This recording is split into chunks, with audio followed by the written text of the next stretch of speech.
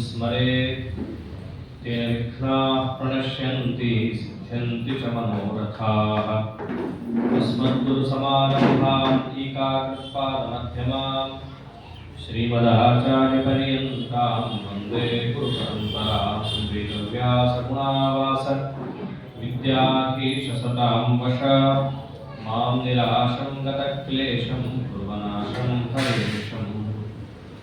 द्वैपायनोष्ठपुटनिःसृतवक्त्रमेयं पुण्यं पवित्रमतपापहरं शिवं च यो भारतं समधिगच्छति वाच्यमानं तस्य पुष्करजलैरभिषेचनेन जयति पराशरसूनुः सत्यवती हृदयनन्दनो व्यासः यस्यास्य कमलगलितं वाङ्मयममृतं जगत्पिबति यो हरिवंशं लेखयति यथा विधिना महातपाः सपदि सजयति हरिपदकमलं मधुपो यथा रसेन सल्लुब्धः। नारायणं नमस्कृत्य नरं चैव नरोत्तमं देवीं सरस्वतीं व्यासं ततो जयमुदीरये। श्रीगुरुभ्यो नमः। हरि ओಂ। ಕೃಷ್ಣ ಪರಮಾತ್ಮನ ಸ್ಮರಣೆಯನ್ನ ಮಾಡುವಾಗೆಲ್ಲ ಪ್ರಧಾನವಾಗಿ ಎರಡು ಅಂಶ ಮನಸ್ಸಿಗೆ ಬರೋದು. ಜಾತಃ ಕಂಸವಧಾರ್ಥಾಯ ಭೂಭಾರೋದ್ಧಾರಣಾಯ ಚ. ಕಂಸನ ವಧೆಗೋಸ್ಕರ ಹುಟ್ಟಿದವ, ಭೂಭಾರವನ್ನು ಪರಿಹಾರ ಮಾಡಲಿಕ್ಕೆ ಹುಟ್ಟಿದವ. ಕಂಸನು ಭೂಭಾರದ ಒಂದು ಅಂಗನೇ, ಆದರೂ ಅವರನ್ನು ಒಂದು ತೂಕ ಅಂತ ಮಾಡಿ ಪ್ರತ್ಯೇಕವಾಗಿ ಹೇಳಿದ್ದಾರೆ. ಕಂಸನಂತಹ ಕಂಸ ಅವನನ್ನು ಅನಾಮತ್ತಾಗಿ ಪರಮಾತ್ಮ ಸಂಹಾರ ಮಾಡಿದ್ದು ತನ್ನ ಭಗವತ್ವ, ನಿರತಿಶಯ ಐಶ್ವರ್ಯಾದಿ ಗುಣಸಂಪನ್ನತೆ ಪರಮಾತ್ಮನಲ್ಲಿ ಏನಿದೆ ಅದನ್ನು ತೋರಿಸ್ತಾ ಇದ್ದಾರೆ. ಭೂಭಾರವನ್ನು ಪರಿಹಾರ ಮಾಡಲಿಕ್ಕೋಸ್ಕರವಾಗಿ ಕೃಷ್ಣ ಪರಮಾತ್ಮನ ಅವತಾರ. ಅವನೇ ಭಗವದ್ಗೀತೆಯನ್ನು ಹೇಳಿದ್ದಾನೆ. ಅದೇ ಜಗತ್ ಪ್ರಸಿದ್ಧವಾದದ್ದು. ಯದಾ ಯದಾಹಿ ಧರ್ಮಸ್ಯ ಗ್ಲಾನಿರ್ಭವತಿ ಭಾರತ ಅಭ್ಯುತ್ಥಾನಮಧರ್ಮಸ್ಯ ತದಾತ್ಮಾನಂ ಸೃಜಾಮ್ಯಹಂ. ಯಾವಾಗ ಧರ್ಮಕ್ಕೆ ಗ್ಲಾನಿ ಉಂಟಾಗುತ್ತೋ, ಗ್ಲಾನಿ ಅಂತಂದ್ರೆ ನಾಶ ಅಂತಲ್ಲ, ಸ್ವರಗುವಿಕೆ. ಧರ್ಮಕ್ಕೆ ನಾಶ ಇಲ್ಲ. ಯಾಕೆಂದ್ರೆ ಧರ್ಮ ಅಂತಂದ್ರೆ ಸಾಕ್ಷಾತ್ ಪರಮಾತ್ಮನಿಂದ ಪ್ರವರ್ತಿತವಾದ ವೇದವೈದಿಕ ಧರ್ಮ. ಹೇಗೆ ವೇದ ಅಪೌರುಷೇಯವಾಗಿ ನಿತ್ಯವೋ ಆ ಧರ್ಮವೂ ಕೂಡ ಸನಾತನವಾಗಿರುತ್ತೆ. ಅದನ್ನು ನಾಶ ಮಾಡಲಿಕ್ಕಾಗಲ್ಲ. ಆದರೆ ಗ್ಲಾನಿ ಆಗ್ಬೋದು, ಸ್ವರಗುತ್ತೆ, ಕಮ್ಮಿ ಆಗತ್ತೆ, ಪ್ರಚುರತೆ ಇಲ್ಲದಂತೆ ಜಗತ್ತಿನಲ್ಲಿ ಕಾಣುತ್ತೆ. ಅಷ್ಟೇ ಅಲ್ಲ, ಅಭ್ಯುತ್ಥಾನ ಅಧರ್ಮಸ್ಯ. ಯಾವಾಗಲೂ ಲೋಕದಲ್ಲಿರುವ ನಿಯಮ ಬೆಳಕು ಕತ್ತಲೆ. ಬೆಳಕು ಕಮ್ಮಿ ಆಯಿತು ಅಂತಂದ್ರೆ ಅರ್ಥಾತ್ ಕತ್ತಲೆಯಲ್ಲಿ ಹೆಚ್ಚಿದೆ ಅಂತ ಅರ್ಥ. ಕತ್ತಲೆ ಕಮ್ಮಿ ಆಯಿತು ಇಲ್ಲ ಅಂತಂದ್ರೆ ಬೆಳಕು ಹೆಚ್ಚಿದೆ ಅಂತ ಅರ್ಥ. ಬೆಳಕು ಕಮ್ಮಿ ಇದೆ, ಕತ್ತಲೆನೂ ಕಮ್ಮಿ ಇದೆ ಅಂತ ಆಗ್ಲಿಕ್ಕೆ ಯಾವತ್ತೂ ಸಾಧ್ಯ ಇಲ್ಲ. ಹಾಗೆ ಧರ್ಮಾಧರ್ಮಗಳ ಮಧ್ಯೆ ಇರುವಂತಹ ಸಂಬಂಧ. ಧರ್ಮ ಸ್ವರೂಪಿತು ಅಂತಂದ್ರೆ ಅಲ್ಲಿ ಅಧರ್ಮ ಹೆಚ್ಚಾಯಿತು. ಇದನ್ನೇ ಹೇಳ್ತಾರೆ ಭಾಗವತದಲ್ಲಿ, ಅಧರ್ಮೋಪಿ ಭಗವತ್ಯುತ. ಭಗವದ್ಗೀತೆಯಲ್ಲಿ ಅರ್ಜುನ ಹೇಳೋ ಮಾತಿದು. ಧರ್ಮ ಕಮ್ಮಿ ಆಯಿತು ಅಂದ್ರೆ ಯಾವ್ದಾದ್ರು ವಂಶದಲ್ಲಿ ಅಧರ್ಮ ಬೇಕು ಬೇಕು ಅಂತಂದ್ರೆ ಏನಲ್ಲ, ಬೇಡ ಅಂದ್ರೂ ಬರುತ್ತೆ. ನಮ್ಮ ಮನೆಯಲ್ಲಿ ಕೆಲವೊಮ್ಮೆ ಧರ್ಮಾನುಷ್ಠಾನದಲ್ಲಿ ನಮಗೆ ತೋಚಿದ ಅನುಕೂಲ ಸಿಂಧುಗಳನ್ನು ನಾವೇ ಹುಡುಕಿಕೊಂಡು ಧರ್ಮದಲ್ಲಿ ಸಂಕೋಚವನ್ನು ಮಾಡ್ಕೊಂಡು ಹೋಗ್ಬಿಡ್ತೀವಿ. ಅರ್ಥಾತ್ ಧರ್ಮಗ್ಲಾನಿಯನ್ನು ನಾವೇ ಮಾಡ್ಕೋತೀವಿ. ಗ್ಲಾನಿ ಆಯಿತು ಅಂದ್ರೆ ಅಧರ್ಮಕ್ಕೆ ನಾವು ಭಾಗ ತೆಗೆದಂಗೆ. ನಮ್ಮಲ್ಲಿ ಹೇಗಾಗೋಗಿರುತ್ತೆ ಅಂದ್ರೆ ಕನಿಷ್ಠ ಪಕ್ಷದ ಪಶ್ಚಾತ್ತಾಪ ಕೂಡ ಇರೋದು ನಮಗೆ. ಅಲ್ಲ, ಇಷ್ಟು ತಪ್ಪು ಮಾಡ್ತಾ ಇದ್ದೀನಿ, ಆಗಬಾರ್ದಿತ್ತು, ಪರಮಾತ್ಮ ನಮ್ಮ ಕೈಯಲ್ಲಿ ಈ ರೀತಿಯಾಗಿ ಮಾಡಿಸ್ತಾ ಇದ್ದಾನೆ, ಮುಂದೆ ನಮಗೆ ಒಳ್ಳೆಯ ಮಾರ್ಗವನ್ನು ಪರಮಾತ್ಮ ತೋರಿಸ್ಲಿ ಅನ್ನೋದು ಸಹಿತ ಇರಲ್ಲ ಅವರಿಗೆ. ನಮ್ಗೆ ಬಂದಿತ್ರಿ, ಮಾಡಿದ್ವಿ, ತಪ್ಪೇನಿದೆ, ಈ ಧೋರಣೆ ನಾವಿರ್ತೀವಿ. ಇದು ಧರ್ಮಗ್ಲಾನಿ. ಈ ಧರ್ಮ ಸಂಕೋಚವನ್ನು ನಾವು ಎಷ್ಟು ಮಾಡ್ಕೊಂಡು ಹೋಗ್ತೀವೋ ಅಧರ್ಮಕ್ಕೆ ನಾವು ಅಷ್ಟೇ ಬಾಗುತ್ತೇವೆ. ಹಾಗೆ ದೀಪದಲ್ಲಿ ಎಣ್ಣೆ ಕಮ್ಮಿ ಆದರೆ ದೀಪ ಸಣ್ಣದಾಗ್ತಾ ಬರುತ್ತೆ, ಒಮ್ಮಿಂದೊಮ್ಮೆಲೆ ಆರಲ್ಲ. ಸಣ್ಣ ದೀಪ ನೋಡಿದ್ರೆ ಗೊತ್ತಾಗುತ್ತೆ, ಒಮ್ಮಿಂದೊಮ್ಮೆ ದೀಪ ಆರೋದಲ್ಲ, ಅದು ಸ್ವಲ್ಪ ಸ್ವಲ್ಪ ಕಮ್ಮಿ ಆಗ್ತಾ ಆಗ್ತಾ ಕಡೆಗೆ ಶಾಂತ ಆಗುತ್ತೆ. ಹಾಗೆ ಸಂಕೋಚ ನಾವೇ ಮಾಡ್ತಾ ಮಾಡ್ತಾ ಹೋದಾಗೂ ಕತ್ತಲೆ ಕಾಣೆ ಬಂದೇ ಬರುತ್ತೆ. ಅದೇನೆ ಯದಾ ಯದಾಹಿ ಧರ್ಮಸ್ಯ ಗ್ಲಾನಿರ್ಭವತಿ ಭಾರತ. ಧರ್ಮವನ್ನ ಇವರು ಸಂಕೋಚ ಮಾಡ್ತಾ ಮಾಡ್ತಾ ಹೋದಾಗೂ, ಧರ್ಮ ಸಂಕೋಚ ಎರಡು ರೀತಿ. ಹಿಂದೆ ಹೇಳಿದಂತೆ ಜನರೇನೆ ಧರ್ಮ ಬಿಡ್ತಾ ಹೋಗೋದು ಸಾತ್ವಿಕರು, ಇಲ್ಲ ಅವರು ಧರ್ಮ ಬಿಡ್ತೀನಿ ಅಂತಲ್ಲದೆ ಇದ್ರು ದುರ್ಜನರ ಹಾವಳಿಯಿಂದ ಬಿಡಬೇಕಾದ ಪರಿಸ್ಥಿತಿ ಬರೋದು. ಧರ್ಮ ಸಂಕೋಚಕ್ಕೆ ಎರಡು ಕಾರಣ. ಒಟ್ಟು ಏನೇ ಆದರೂ ಕೂಡ ಅಭ್ಯುತ್ಥಾನ ಅಧರ್ಮಸ್ಯ, ಅಧರ್ಮ ಎಂಬುದರ ಅಭ್ಯುತ್ಥಾನ ಹೆಚ್ಚಾಗುತ್ತೆ. ಆಗ ತದಾತ್ಮಾನಂ ಸೃಜಾಮ್ಯಹಂ, ಆಗ ನಾ ಬರ್ತೀನಿ, ಬಂದೇನು ಮಾಡ್ತೀನಿ, ಸಜ್ಜನರ ಸಂರಕ್ಷಣೆ, ದುರ್ಜನರ ಶಿಕ್ಷಣ ಎರಡನ್ನ ನಾ ಮಾಡ್ತೀನಿ. ಅದು ಧರ್ಮಕ್ಕೂ ಸಜ್ಜನರಿಗೂ ಸಂಬಂಧ. ಸಜ್ಜನರ ರಕ್ಷಣೆ ಮಾಡಿದ್ರೆ ಧರ್ಮವನ್ನು ಕೂಡ ಎತ್ತಿದಂತಲೇ ಆಯಿತು. ದುರ್ಜನರ ಶಿಕ್ಷೆಯನ್ನ ನಾ ವಿಧಿಸ್ತಾ ಹೋದಾಗೂ ಅಧರ್ಮವನ್ನ ನಾಶ ಮಾಡಿದಂತೆ. ಯಾಕೆ ಧರ್ಮವೂ ಕಾಣಲ್ಲ, ಅಧರ್ಮವೂ ಕಾಣಲ್ಲ. ಜಗತ್ತಿಗೆ ಕಾಣೋದು ಧರ್ಮವನ್ನ ಮಾಡುವ ಅಧರ್ಮವನ್ನ ಮಾಡುವ ವ್ಯಕ್ತಿ ಕಾಣಿಸ್ತಾರೆ. ಧರ್ಮ ಎತ್ತಿಡ್ದ ಅಂದ್ರೆ ಏನರ್ಥ? ಧಾರ್ಮಿಕರನ್ನ ಎತ್ತಿಡ್ದ ಅಂತ. ಅಧಾರ್ಮಿಕರನ್ನ ತುಳಿದ ಅನ್ನೋದೇ ಅಧರ್ಮವನ್ನು ನಾಶ ಮಾಡಿದ ಅಂತ ಅರ್ಥ. ಅದಕ್ಕೋಸ್ಕರನೇ ಪರಮಾತ್ಮ ಬಂದಿದ್ದು. ಧಾರ್ಮಿಕರನ್ನ ಎತ್ತಿ ಹಿಡಿಯೋದಕ್ಕೂ ಒಂದು ಕ್ರಮ ಇದೆ, ಅಧಾರ್ಮಿಕರನ್ನ ತುಳಿಯೋದಕ್ಕೂ ಒಂದು ಕ್ರಮ ಇದೆ. ಎಲ್ಲರಿಗೂ ಅದನ್ನು ಮಾಡಕ್ಕಾಗಲ್ಲ. ಅದನ್ನು ಮಾಡಬೇಕು ಅಂತಂದ್ರೆ ಧರ್ಮ ಸಂಸ್ಥಾಪನಾರ್ಥಾಯ ಸಂಭವಾಮಿ ಯುಗೆ ಯುಗೆ, ಅಂತಹ ಧರ್ಮ ಸ್ಥಾಪನೆಯನ್ನು ಮಾಡಕ್ಕೆ ನಾನೇ ಬರ್ತೀನಿ ಅಂತ ಹೇಳಿದ ಪರಮಾತ್ಮ ಧಾರ್ಮಿಕರನ್ನ ಎತ್ತಿಡಿಬೇಕು, ಅಧಾರ್ಮಿಕರನ್ನ ತುಳಿಬೇಕು. ಆ ಎರಡು ಕ್ರಮಗಳಲ್ಲಿ ಜಗತ್ತಿಗೆ ಶಿಕ್ಷಣವನ್ನು ಕೊಡಬೇಕು. ಧರ್ಮವನ್ನ ಯಾರು ಅನುಷ್ಠಾನ ಮಾಡುತ್ತಾರೋ ಅವರನ್ನ ಎತ್ತಿ ಹಿಡಿಯೋದು ಹೇಗೆ ಅನ್ನೋ ತಿಳಿಸುವಾಗ ಧರ್ಮವನ್ನ ಮಾಡೋದು ಹೇಗೆ ಅದನ್ನು ತಿಳಿಸ್ಕೊಡ್ಬೇಕು. ಮಾಡಬೇಕು ಅಂತ ಹೇಳಿದ ಕೂಡಲೇ ಹೆಂಗೆ ಮಾಡಬೇಕು ಅನ್ನೋದು ಗೊತ್ತಿರಲ್ಲ, ಅದಕ್ಕೆ ತಾನೇ ಮಾಡಿ ತೋರಿಸ್ತಾನೆ. ಅಧಾರ್ಮಿಕರ ಶಿಕ್ಷಣವನ್ನು ನೀಡುವಾಗ ಅಲ್ಲೂ ಕೂಡ ನಾನಾ ಮಾರ್ಗಗಳನ್ನು ಪರಮಾತ್ಮ ಅನುಸರಣೆ ಮಾಡಿ ತೋರಿಸಿದ್ದಾರೆ. ಅದನ್ನು ನಾವು ನೋಡ್ಕೋಬೇಕು. ದುರ್ಜನರ ಸಂಹಾರವನ್ನ ಪರಮಾತ್ಮ ನಾನಾ ಮುಖದಿಂದ ಮಾಡಿದ್ದಾನೆ. ಒಂದೇ ತರ ಎಲ್ಲರನ್ನು ಏಕಮೂಲಿಕ ಪ್ರಯೋಗ ಇಲ್ಲ. ಚಕ್ರಬೆಟ್ಟ ಎಲ್ಲರನ್ನು ಸಮ ಕತ್ತರಿಸಿಕೊಂಡು ಹೋದ ಇಲ್ಲ. ಸಂಧಿ ವಿಗ್ರಹ ಪ್ರತಿಯೊಂದನ್ನು ಪರಮಾತ್ಮ ಮುಂದೆ ಮಾಡಿ ತೋರಿಸ್ತಾರೆ. ಹೇಗೆ ನಾವು ಅಧರ್ಮದಿಂದ ಪಾರ ಆಗಬೇಕು, ಅಧರ್ಮದ ಹಿಡಿತಕ್ಕೆ ನಾವು ಸಿಗದೇ ಇರುವಂತೆ ನಮ್ಮ ಸಾಧನೆ ಮುಂದೆ ಹೇಗೆ ತೋರಿಸ್ಕೊಂಡು ಹೋಗಬೇಕು, ಪ್ರತಿಯೊಂದನ್ನು ಕೃಷ್ಣಾವತಾರದಲ್ಲಿ ಪರಮಾತ್ಮ ತೋರಿಸಿದ್ದಾನೆ. ಕೃಷ್ಣಾವತಾರಕ್ಕೆ ಮಹತ್ವ ಯಾಕೆ ಹೆಚ್ಚು ಕೊಡ್ತೀವಿ? ಜೊತೆ ಎಲ್ಲ ಭಗವದವತಾರವೂ ಒಂದೇ, ಆದರೂ ನಮಗೆ ಸಾಧನೆಗೆ ಬೇಕಾದ ಪ್ರತಿಯೊಂದು ಅಂಶವೂ ಕೂಡ ಈ ಅವತಾರದಲ್ಲಿ ಹಾಸು ಹೊತ್ತಾಗಿದೆ. ಯಾವ ಯಾವ ಅಂಶವನ್ನು ಕೃಷ್ಣಾವತಾರದಲ್ಲಿ ದಾಖಲು ಮಾಡ್ತಿದ್ದಾರೋ ಪ್ರತಿಯೊಂದು ಅಂಶ ನಮಗೋಸ್ಕರ ಪರಮಾತ್ಮ ಮಾಡಿ ತೋರಿಸಿದ್ದಾರೆ.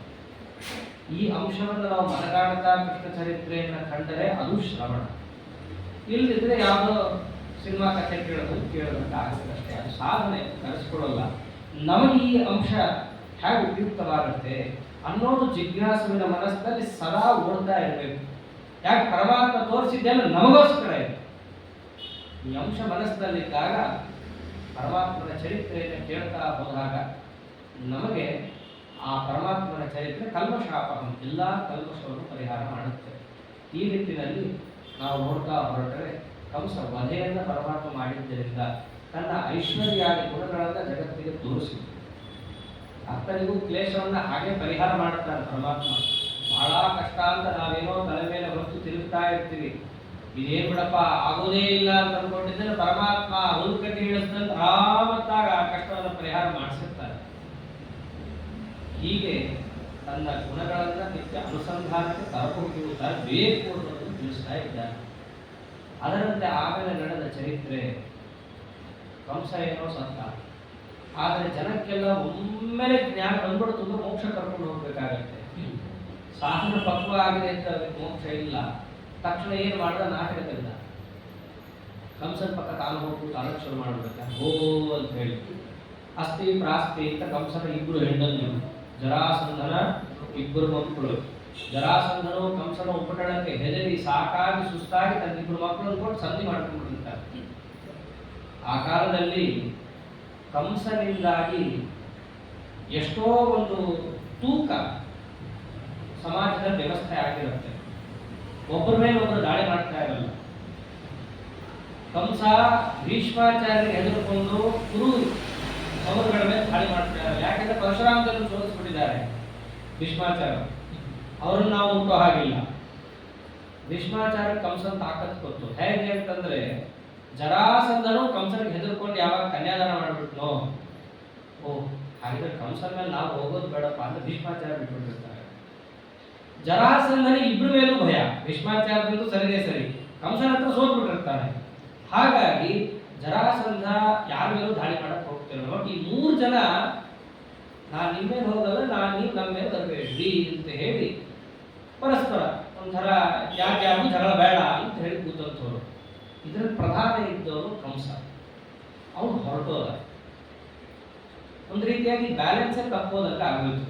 ಮಥುರಾ ಪಟ್ಟಣ ಬೇಕು ಅಂತ ಹೇಳಿ ಮೊದಲಿಂದೂ ಹವಣಿಸ್ತಾ ಇದ್ದವನು ಜರಾಸಂಧ. ಹರಿವಂಶ ಪ್ರಾಯ ನಮಗೆ ರಾಜಕೀಯದ ಆಯಾಮವನ್ನು ಕೊಟ್ಟು ಚರಿತ್ರೆಯನ್ನು ಹೇಳುತ್ತೆ. ಭಾಗವತದಲ್ಲಿ ಭಕ್ತಿಯ ಆಯಾಮಕ್ಕೆ ಹೆಚ್ಚು ಮಹತ್ವ ಕೊಟ್ಟು ತಿಳಿಸ್ತಾರೆ. ಆಯಾ ಕಾಲದಲ್ಲಿ ಏನೇನು ಪ್ರಸಂಗ ನಡೀತು ಅನ್ನೋದು ನಮಗೆ ಹರಿವಂಶದಲ್ಲಿ ಕಣ್ಣಿಗೆ ಕಾಣುವಂತೆ ವರ್ಣನೆ ಸಿಗುತ್ತೆ.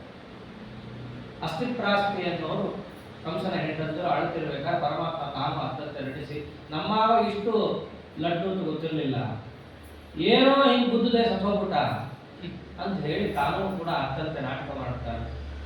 ಆಯ್ತು, ನಾಟಕ ಏನೋ ಆಯ್ತು, ಅಸ್ಥಿಪ್ರಾಸ್ತಿಗಳಲ್ಲಿ ಹೋಗ್ಬಿಡ್ತಾರೆ. ಉಗ್ರಸೇನ ಬಂದು ಮಗನ ಕೃತ್ಯವನ್ನು ಮಾಡಬೇಕು, ಅಪ್ಪಣೆ ಕೊಡು ಅಂತ ಕೇಳಿದಾಗ ಮಾಡ್ರಿ ಮರಣಾಂತಾದಿ ವೈರಾಣಿ ಅಂತ ಹೇಳಿ ಪರಮಾತ್ಮ ಅಲ್ಲೂ ಒಂದಿಷ್ಟು ನಾಟಕ ಆಡಿ ಉಗ್ರಸೇನ ಕೇಳ್ಕೊಂಡಿದ್ದಕ್ಕೆ ನೀನೇ ರಾಜನಾಗಬಹುದು, ವೀರಭೋಗ್ಯ ವಸುಂಧರ ಅಂತ ಇರೋದು, ನಿನ್ನಂತಹ ವೀರ ಜಗತ್ತಲ್ಲಿ ಇಲ್ಲ, ಆದ್ದರಿಂದ ನೀನೇ ಯದುಕುಲ ಸಿಂಹಾಸನವನ್ನು ಏರಿ ಎಲ್ಲ ಯಾದವರನ್ನು ಕೂಡ ನೀನೇ ಪಾಲಿಸುವಂತ ಕೇಳಿಕೊಂಡಾಗಿಲ್ಲ ನೀವಾಗಬೇಕು ಅಂತ ಹೇಳಿ ಉಗ್ರಸೇನಿಗೂ ಪಾಠ ಕೊಡ್ತಾರೆ. ಇದೆಲ್ಲ ಯಾರಿಗೆ ಕೊಟ್ಟಿದ್ದು ಪರಮಾತ್ಮ? ಜರಾಸಂಧನಿಗೂ ಒಂದೊಂದೇ ಕಾಟ ಕೊಡ್ತಾ ಇರೋದು. ಯಾಕೆ ನಾಳೆ ಜರಾಸಂಧ ಯುದ್ಧಕ್ಕೆ ಬರ್ತಾನೆ. ಅವನು ಯುದ್ಧಕ್ಕೆ ಬಂದಾಗ ಯಾರ ವಿರುದ್ಧ ಯುದ್ಧಕ್ಕೆ ಹೋಗ್ತಿದ್ದೀನಿ ಅಂತ ಹೇಳ್ಕೋಬೇಕು? ಕೃಷ್ಣನ ವಿರುದ್ಧ ಅಂತ ಹೇಳಕ್ಕಾಗಲ್ಲ. ಯಾಕೆ ಕೃಷ್ಣ ಏನೂ ಅಲ್ಲ. ಯಾರ ವಿರುದ್ಧ ಅನ್ಬೇಕು? ಉಗ್ರಸೇನ ವಿರುದ್ಧ ಅನ್ಬೇಕು. ಉಗ್ರಸೇನ ಏನೂ ಅಲ್ಲ ಅವನು ಮುಂದೆ. ಪಾಪ ಮುದುಕ, ಅವನ ಮೇಲೆ ಯುದ್ಧಕ್ಕೆ ಹೋಗ್ತಾ ಇದ್ದಾನೆ ಅಂದ್ರೆ ಅವನಿಗೆ ಅವಮಾನ. ಅಂದ್ರೆ ಜರಾಸಂಧನಿಗೆ ಹೆಂಗಾದ್ರೂ ಅವಮಾನನೇ ಆಗ್ಬೇಕು. ಯುದ್ಧ ಮಾಡಲಿಲ್ಲ ಅವಮಾನ, ಯುದ್ಧ ಮಾಡಿದ್ರೆ ಅವಮಾನ. ಹೀಗೆ ದೈತ್ಯರಿಗೆ ದುಃಖವನ್ನು ಹೊಂದಿಸೋದು ಅಂತಂದ್ರೆ ಕೃಷ್ಣ ಪರಮಾತ್ಮನಿಗೆ ಕಲಿಬೇಕು. ಉಗ್ರಸೇನನ್ನು ರಾಜನನ್ನಾಗಿ ಮಾಡಿದ. ಎಲ್ಲ ಯಾರು ಕೂಡ ವಯೋಮೂರ್ಧನ್ಯ ಅಂತ ಹೇಳಿ ಅವ್ರು ಕೆಳಗೆ ಬರಬೇಕು. ಕೃಷ್ಣ ಪರಮಾತ್ಮ ಅಂತಂದ್ರೆ ಪ್ರತಿಯೊಬ್ಬರಿಗೂ ಕೂಡ ಭಯ, ಭಕ್ತಿ, ಗೌರವ ಎಲ್ಲರಿಗೂ ಕೊಟ್ಟಿರಬೇಕು. ಆ ನಂತರದಲ್ಲಿ ವಸುದೇವ ತನ್ನ ಮನೆಗೆ ಕೃಷ್ಣ ಪರಮಾತ್ಮನನ್ನ ರಾಮ ಮತ್ತು ಬಲರಾಮ ದೇವರನ್ನು ಕರ್ಕೊಂಡು ಹೋದಾಗ ಉಪನಯನ ಆಗಬೇಕು ಅಂತ ಹೇಳಿದ್ದಕ್ಕೆ 12 ವರ್ಷ ಪರಮಾತ್ಮ 12-13 ವರ್ಷ ಇದ್ದಾಗ ಉಪನಯನವನ್ನು ಮಾಡಿಕೊಂಡ ಮೇಲೆ ಪರಮಾತ್ಮ ತೋರಿದ ಲೀಲೆ ಗುರುಕುಲಕ್ಕೆ ಹೋಗ್ತೀನಿ. ಸೋಗಾತ್ ಸಾಂದೀಪನಯೇ ಮೃತಪುತ್ರಂ ಜ್ಞಾನ ದೀಪ ಸಾಂದೀಪನಯೇ ಗುರುವರ್ತೆ ಜ್ಞಾನತಮಃ ಪ್ರವೇದಿತಾ ನಿತ್ಯ ಸಂಹೃತಾ ಜ್ಞಾನತಮಃ. ಸಾಂದೀಪನಾಚಾರ್ಯ ಯಾರು ಅಂತ ಗೊತ್ತಿರಲಿಲ್ಲ. ಅವ್ರ ಸ್ಕೂಲ್ ಇದೆ ಅನ್ನೋದು ರಿಜಿಸ್ಟ್ರೇ ಆಗದೆ ಇರುವಂತಹ ಸ್ಕೂಲ್ ಅದು. ಇಂಥ ಒಬ್ಬ ಮಗನನ್ನು ಅವರು ಕಳ್ಕೊಂಡು ಅವರಲ್ಲಿ ತಮ್ಮ ಮನೆಯಲ್ಲಿ ಪರಮಾತ್ಮ ನಿನ್ನ ಪ್ರೀತಿ ಆಗಲಿ ಅಂತ ಹೇಳಿ ಸ್ವಾಧ್ಯಾಯ ಪ್ರವಚನಾಭ್ಯಾಂ ಪ್ರಬಲಿತವ್ಯಂ ಅಂತ ಏನು ಉಪನಿಷತ್ತು ಹೇಳ್ತಾ ಇರುತ್ತೋ ಹಾಗೆ ಕಮ್ಮಟ್ಟಕ್ಕೆ ತಾವು ಸಾಧನೆ ಮಾಡಿಕೊಂಡಿದ್ದಂತಹ ಏಕಾಂತ ಬ್ರಾಹ್ಮಣ ಅವ್ರ ಮನೆ ಪರಮಾತ್ಮ ಹೋದ ಅಂದೇ ತೋರಿಸ್ತಾನೆ. ಯಾರು ಏಕಾಂತದಲ್ಲಿ ತಮ್ಮ ಪಾಠ ಪ್ರವಚನದಲ್ಲಿ ಆಸಕ್ತರಾಗಿರ್ತಾರೋ ಅವ್ರ ಮನೆಗೆ ಅವರು ಕರಿದೇ ಇದ್ರು ನಾನು ಹೋಗ್ತೀನಿ. ಯಾದವಾರದಲ್ಲಿ ಓಡು ಬಂದ, ಇನ್ನ ಯಾದವಾರರು ಅವ್ರ ಬಾಯಿಗೆ ಹೊಡೆದಿದ್ರು. ಯೋಗಕ್ಷೇಮಂ ಮಹಾಭ್ಯಹಂ ಅಂತ ಏನು ಹೇಳಿದ್ರು, ಬಹುಶಃ ಈ ಯುಗ ಕಲ್ಲೇನೋ ಅಂತ ಹೇಳ್ಬಿಟ್ಟು ಕೆಂಪು ಬಸಿಯಿಂದ ಯಾದವಾರರು ಕಾಟ್ ಹಾಕ್ಬಿಟ್ಟಿರ್ತಾರೆ. ಅವರೇನು ಕರೆದಿರಲಿಲ್ಲ, ತಾನೇ ಬಂದ. ಯಾಕೆ? ಇಂತಹ ಸ್ವಾಧ್ಯಾಯ ಪ್ರವಚನ ನಿರತರಾದಂತಹ ಏಕಾಂತ ಸಾಧಕರ ಮನೆಗೆ ನಾನು ಕರಿದೇ ಇದ್ದು ಹೋಗ್ತೀನಿ. ಅವ್ರ ಮನೆಗೆ ನಾನು ಹೋಗ್ತೀನಿ. ರೆಡ್ ಕಾರ್ಪೆಟ್ ಹಾಕಿದವ್ರ ಮನೆಗೆ ನಾ ಬರಲ್ಲ. ಯಾರು ಭಕ್ತಿವಂತರಾಗಿರ್ತಾರೋ ಅವ್ರ ಮನೆಗೆ ನಾ ಬರ್ತೀನಿ. ಸಾಂದೀಪಿಕಾಚಾರ್ಯ ಮನೆಗೆ ಹೋದ ಪರಮಾತ್ಮ. ಅಂದ್ರೆ ಇದರಿಂದ ಎಷ್ಟು ತತ್ವ ತಿಳಿಸೋದು. ಒಂದೊಂದು ಪರಮಾತ್ಮನ ಚರಿತ್ರೆಯನ್ನು ತಗೊಂಡ್ರು ಅದರಲ್ಲಿ ಅನೇಕ ತತ್ವಗಳು ತುಂಬಿರೋದು. ಯಾಕೆ? ಅವನು ಹಂಗಿದ್ದಾನೆ, ತತ್ವ ಶಿಖಾಮಣಿ ಅವನು. ಆ ಪರಮಾತ್ಮ ಅಲ್ಲಿ ಹೋಗಿದ್ದು ಇನ್ನೊಂದೇನು ತೋರಿಸಿದ್ದು, ಯಜ್ಞದಾಚರತೆ ಶ್ರೇಷ್ಠ ತತ್ತದೇ ನೇತರೋ ಜನ ಸಯತ್ ಪ್ರಮಾಣಂ ಕುರುತೆ ಲೋಕಸ್ಥರು ವರ್ತತೆ. ಜಗತ್ತಿನಲ್ಲಿ ಶ್ರೇಷ್ಠರು ಮೂರ್ಧನ್ಯರು ಅಂತಿದ್ದವರು ಏನು ಮಾಡ್ತಾರೋ ಜಗತ್ತನ್ನು ಮಾಡುತ್ತೆ. ಮೋದಿ ದೇವಸ್ಥಾನಕ್ಕೆ ಹೋದ, ಹೇ ನಾವು ಹೋಗ್ತೀವಿ. ಅವನೇನು ಬಹಳ ದೊಡ್ಡ, ಜಗತ್ತಿನ ಪ್ರಕಾರ ದೊಡ್ಡವರು, ಜಗತ್ತಿಗಷ್ಟೇ ಅರ್ಥ ಆಗೋದು. ನಾಳೆ ಎಲ್ಲರೂ ಕೂಡ ಕೃಷ್ಣನನ್ನ ಸರ್ವೋತ್ತಮ ಅಂತ ತಿಳ್ಕೊತಾರೋ ಇಲ್ವೋ ಅಂತ ಗೊತ್ತಿಲ್ಲ, ಕೆಲವರು ತಿಳ್ಕೊಳ್ಳೋದೂ ಇಲ್ಲ. ಆದರೆ ಜಗತ್ತಂತೂ ಕೃಷ್ಣ ದೊಡ್ಡವರು ಅನ್ನೋದಂತೂ ಮಾತಾಡುತ್ತೆ. ಅವಾಗ ಅವನ ಕಥೆಯನ್ನು ನೋಡೋರೆಲ್ಲ ಕೃಷ್ಣ ಮುಂಚೆ ಮಾಡಿಕೊಂಡು ಹೋಗ್ತೇನ್ರಿ ಗುರುಕುಲಕ್ಕೆ, ಇಲ್ಲ ತಾನೆ ಮತ್ತಾನೆ ಹೋಗ್ಬೇಕು. ಅವನಿಗೆ ಯಾಕೆ ಹೋಗ್ಬೇಕು, ಹೋಗೋ ಅವಶ್ಯಕತೆ ಇದೆಯಾ ಅಂತೆಲ್ಲ ಯೋಚನೆ ಮಾಡಲ್ಲ. ಹೋದ್ನಾ ಇಲ್ವಾ ಅಂತ ಪ್ರಶ್ನೆ ಕೇಳ್ತಾರೆ ಅಷ್ಟೇ. ಒಂದು ವೇಳೆ ಪರಮಾತ್ಮ ಹೋಗ್ಲಿಲ್ಲ ಅಂದ್ರೆ ಮುಂದಿನವರು ಕೂಡ ಅಜ್ಞರು, ಹೋಗದೆ ಸಾಧನ ಭ್ರಷ್ಟರಾದರು. ಆದ್ದರಿಂದ ಯಾರು ಶ್ರೇಷ್ಠರೋ ಅವರು ಹೆಚ್ಚು ಸರಿಯಾಗಿ ನಡೀಬೇಕು. ಯಾಕೆ ಸ್ವಾಮಿಗಳಾದ್ರೂ ಸರಿಯಾಗಿರಲಿ ಅಂತ ಹೋರಾಟ ಮಾಡೋದು. ನಾವು ತಪ್ಪು ಮಾಡೋದು ಇದ್ದದ್ದೇ, ಮಾಡಬೇಕು ಅಂತಲ್ಲ, ನಮಗೇನು ಲೈಸೆನ್ಸ್ ಇಲ್ಲ ತಪ್ಪು ಮಾಡಲಿಕ್ಕೆ. ನಾವು ತಪ್ಪು ಮಾಡಿದ್ರೆ ಹಾನಿ ಕಮ್ಮಿ, ನಮ್ಮ ಮನೆಯಲ್ಲಿ ಯಾವುದೋ 3-4 ಜನಕ್ಕೆ ಹಾನಿ ಆಗುತ್ತೆ. ಅದೇ ಸಮಾಜದಲ್ಲಿ ಶ್ರೇಷ್ಠ ಸ್ಥಾನದಲ್ಲಿದ್ದವರು ಏನಾದರೂ ತಪ್ಪು ಮಾಡಿದ್ರೆ ಅವರನ್ನೇ ಅಂಧಾನುಕರಣೆಯನ್ನು ಮಾಡುವಂತಹ ನೂರಾರು ಸಾವಿರಾರು ಜನರಿರ್ತಾರೆ. ಅವರೆಲ್ಲರೂ ಕೂಡ ಅವ್ರು ಮಾಡಿದ್ದಾರಲ್ರಿ ನಾವು ಮಾಡ್ತೀವಿ ಅಂತ ಹೇಳಿ ಹೊರಟು ಬಿಡ್ತಾರೆ. ಅದಕ್ಕೆ ಉತ್ತಮ ಸ್ಥಾನದಲ್ಲಿದ್ದವರಿಗೆ ಜವಾಬ್ದಾರಿ ಹೆಚ್ಚು. ಯಾಕೆಂದ್ರೆ ತಾನು ಒಂದು ಒಳ್ಳೆ ಕೆಲಸ ಮಾಡಿದ್ರೆ 1000 ಜನ ಆ ಕೆಲಸ ಮಾಡ್ತಾರೆ. ಹೇಗೋ ಅವನು ಒಂದು ತಪ್ಪು ಕೆಲಸ ಮಾಡಿದ್ರು 1000 ಜನರು ಅದೇ ತಪ್ಪು ಕೆಲಸ ಮಾಡ್ತಾರೆ. ಸಯತ್ ಪ್ರಮಾಣ ಕುರಿತೆ ಲೋಕಸ್ಥಳವು ಬರ್ತದೆ, ಕೃಷ್ಣ ಹೇಳಿದ ಮಾತಿದು. ಹಾಗೆ ಕೃಷ್ಣ ಪರಮಾತ್ಮನು ಕೂಡ ಮಾಡಿದ್ದೇನು, ಗುರುಕುಲಕ್ಕೆ ತಾನು ಹೋಗಿ ಯಾರೇ ಆಗಲಿ ಉಪನಯನ ಆದ ಕೂಡಲೇ ಅವತ್ತೊಂದಿನ ಮಟ್ಟಕ್ಕೇನೋ ಹೊಗೆ ಪುರೋಹಿತರಿಂದಾಗಿ ಕುಡಿದೆ ನಾನು ಅಂತ ಹೇಳಿ ಸಂಜೆ ಆಗ್ತಿಲಿಕ್ಕೆ ಜನ್ವಾರ ಊಟಕ್ಕೆ ಹಾಕಿ ಕಾಯಿ ಹಾಕೊಂಡು ಹೋಗ್ಬಿಡೋದಲ್ಲ. ಉಪನಯನ ಮಾಡ್ಕೊಂಡು ಕೂಡಲೇ ಎಲ್ಲಿಗೆ ಹೋಗ್ಬೇಕು, ಸಮಿತ್ಪಾಣೆ ಶ್ರೋತ್ರಿ ಅಂಬ್ರಹ್ಮನಿಷ್ಠಂ. ಇನ್ನ ಸರಿಯಾಗಿ ಉಪನಯನ ಅರ್ಥ ಮಾಡಿಕೊಂಡ್ರೆ ಪಾಪ ಪುರೋಹಿತರಿಗೂ ಅರ್ಥ ಆಗಿರಲ್ಲ. ಅವ್ರು ಹೇಳಿರ್ತಾರೆ, ಆ ವಧುವಿಗೆ ಅಶ್ವತ್ಥ ವೃಕ್ಷದ ಹತ್ರ ಕರ್ಕೊಂಡು ಹೋದಾಗಲೇ ಹೇಳ್ತಾರೆ, ಅದಾದ್ರೂ ಗೊತ್ತಿರುತ್ತಲ್ಲ ಅಶ್ವತ್ಥ ವೃಕ್ಷ ಕರ್ಕೊಂಡು ಹೋಗೋದಂತೂ. ಅಲ್ಲೇ ಹೇಳ್ತಾರೆ ಹುಡುಗಂಗೆ, ನೋಡು ನೀ ಗುರುಕುಲಕ್ಕೆ ಹೋಗಿ ಓದ್ತೀಯ ಅಂತ. ಆ ಹುಡುಗ ಹೂ ಅಂತ ಅನ್ನೋ ಮಾತ್ರನೂ ಇದೆ ಇಲ್ಲಿ. ಎಲ್ಲಾ ಹೇಳಿಸಿ ಕಡೆಗೆ ಅವರೇ ಅಂತಾರೆ, ಚೆನ್ನಾಗಿ ಓದಪ್ಪ ಮಗು ಸ್ಕೂಲಲ್ಲಿ ಪುರೋಹಿತರ ಆಶೀರ್ವಾದ ಮಾಡಿ ಕಳಿಸ್ಬಿಡ್ತಾರೆ. ಪುರೋಹಿತರಿಗೂ ಗೊತ್ತಿಲ್ಲ, ಮಾಡಿಸ್ ಪಾಪ ಅವ್ರಿಗಂತೂ ಗೊತ್ತೇ ಇಲ್ಲ. ವಾಸ್ತವದಲ್ಲಿ ಉಪನಯನ ಆದ ಕೂಡಲೇ ಗುರುಗಳ ಮನೆ ಹುಡುಗರನ್ನು ಕಳಿಸ್ಬೇಕು ಅಂತಿರೋದು. ಪರಮಾತ್ಮ ಅದನ್ನು ತಾನು ಮಾಡಿ ತೋರಿಸೋದಕ್ಕೋಸ್ಕರ ಇಲ್ಲಿ ತೋರಿಸ್ತಾ ಇದ್ದಾರೆ. ಸಾಂದೀಪಿನ್ಯಾಚಾರ್ಯ ಹತ್ರ ಹೋಗಿ ಅವರು ಪರಮಾತ್ಮ ನೀನು ಸರ್ವೋತ್ತಮ ಅಂತ ಮೊದಲು ಎದ್ದಿಗೆ ಅವರಿಗೆ ಗೊತ್ತಿರಲಿಲ್ಲ. ಹರಿವಂಶ ಇದೊಂದು ಹೆಚ್ಚಿಗೆ ವಿಚಾರವನ್ನು ಹೇಳುತ್ತೀನಿ. ಮೊದಲು ಹೋಗಿ ಓದಿದಾಗ ನನಗೆ ಬಹಳ ಸಮಯ ಇಲ್ಲ, ತಾವು ಒಮ್ಮೆ ಹೇಳ್ಬಿಟ್ಟು ಸಾಕು ನಾನು ಕಲಿತೀನಿ ಎಂದು ಬಿಡ್ತಾರೆ. ಪರಮಾತ್ಮ ಒಟ್ಟು ಓದಿದ್ದೆ 64 ದಿವಸ. ಒಳ್ಳೆ ಕಾಲ. ಇಷ್ಟು ಬೇಗ ಯಾರೂ ಸುಧಾಮಂಗಲ ಮಾಡೇ ಇಲ್ಲ. ರಾಮ ಶಬ್ದದಿಂದ ಪ್ರಾರಂಭ ಮಾಡಿ ಕಡೆ ತನಕ ಓದಿದ್ದು 64 ದಿವಸ. ಅಷ್ಟರಲ್ಲಿ ಹುಣ್ಣಿಮೆ ಅಮಾವಾಸ್ಯದಲ್ಲೇ ಬೇಕಲ್ಲ ಮಧ್ಯದಲ್ಲಿ. ಆ ಹುಣ್ಣಿಮೆ ಅಮಾವಾಸ್ಯ ದಿವಸಗಳಲ್ಲಿ ಚಂದ್ರ ಸೂರ್ಯರು ಸ್ವಯಂ ಬಂದು ಬಲರಾಮ ಮತ್ತು ಕೃಷ್ಣನಿಗೆ ನಮಸ್ಕಾರ ಮಾಡೋದನ್ನು ಸಾಂದೀಪಿನ್ಯಾಚಾರ್ಯ ನೋಡುತ್ತಾರೆ.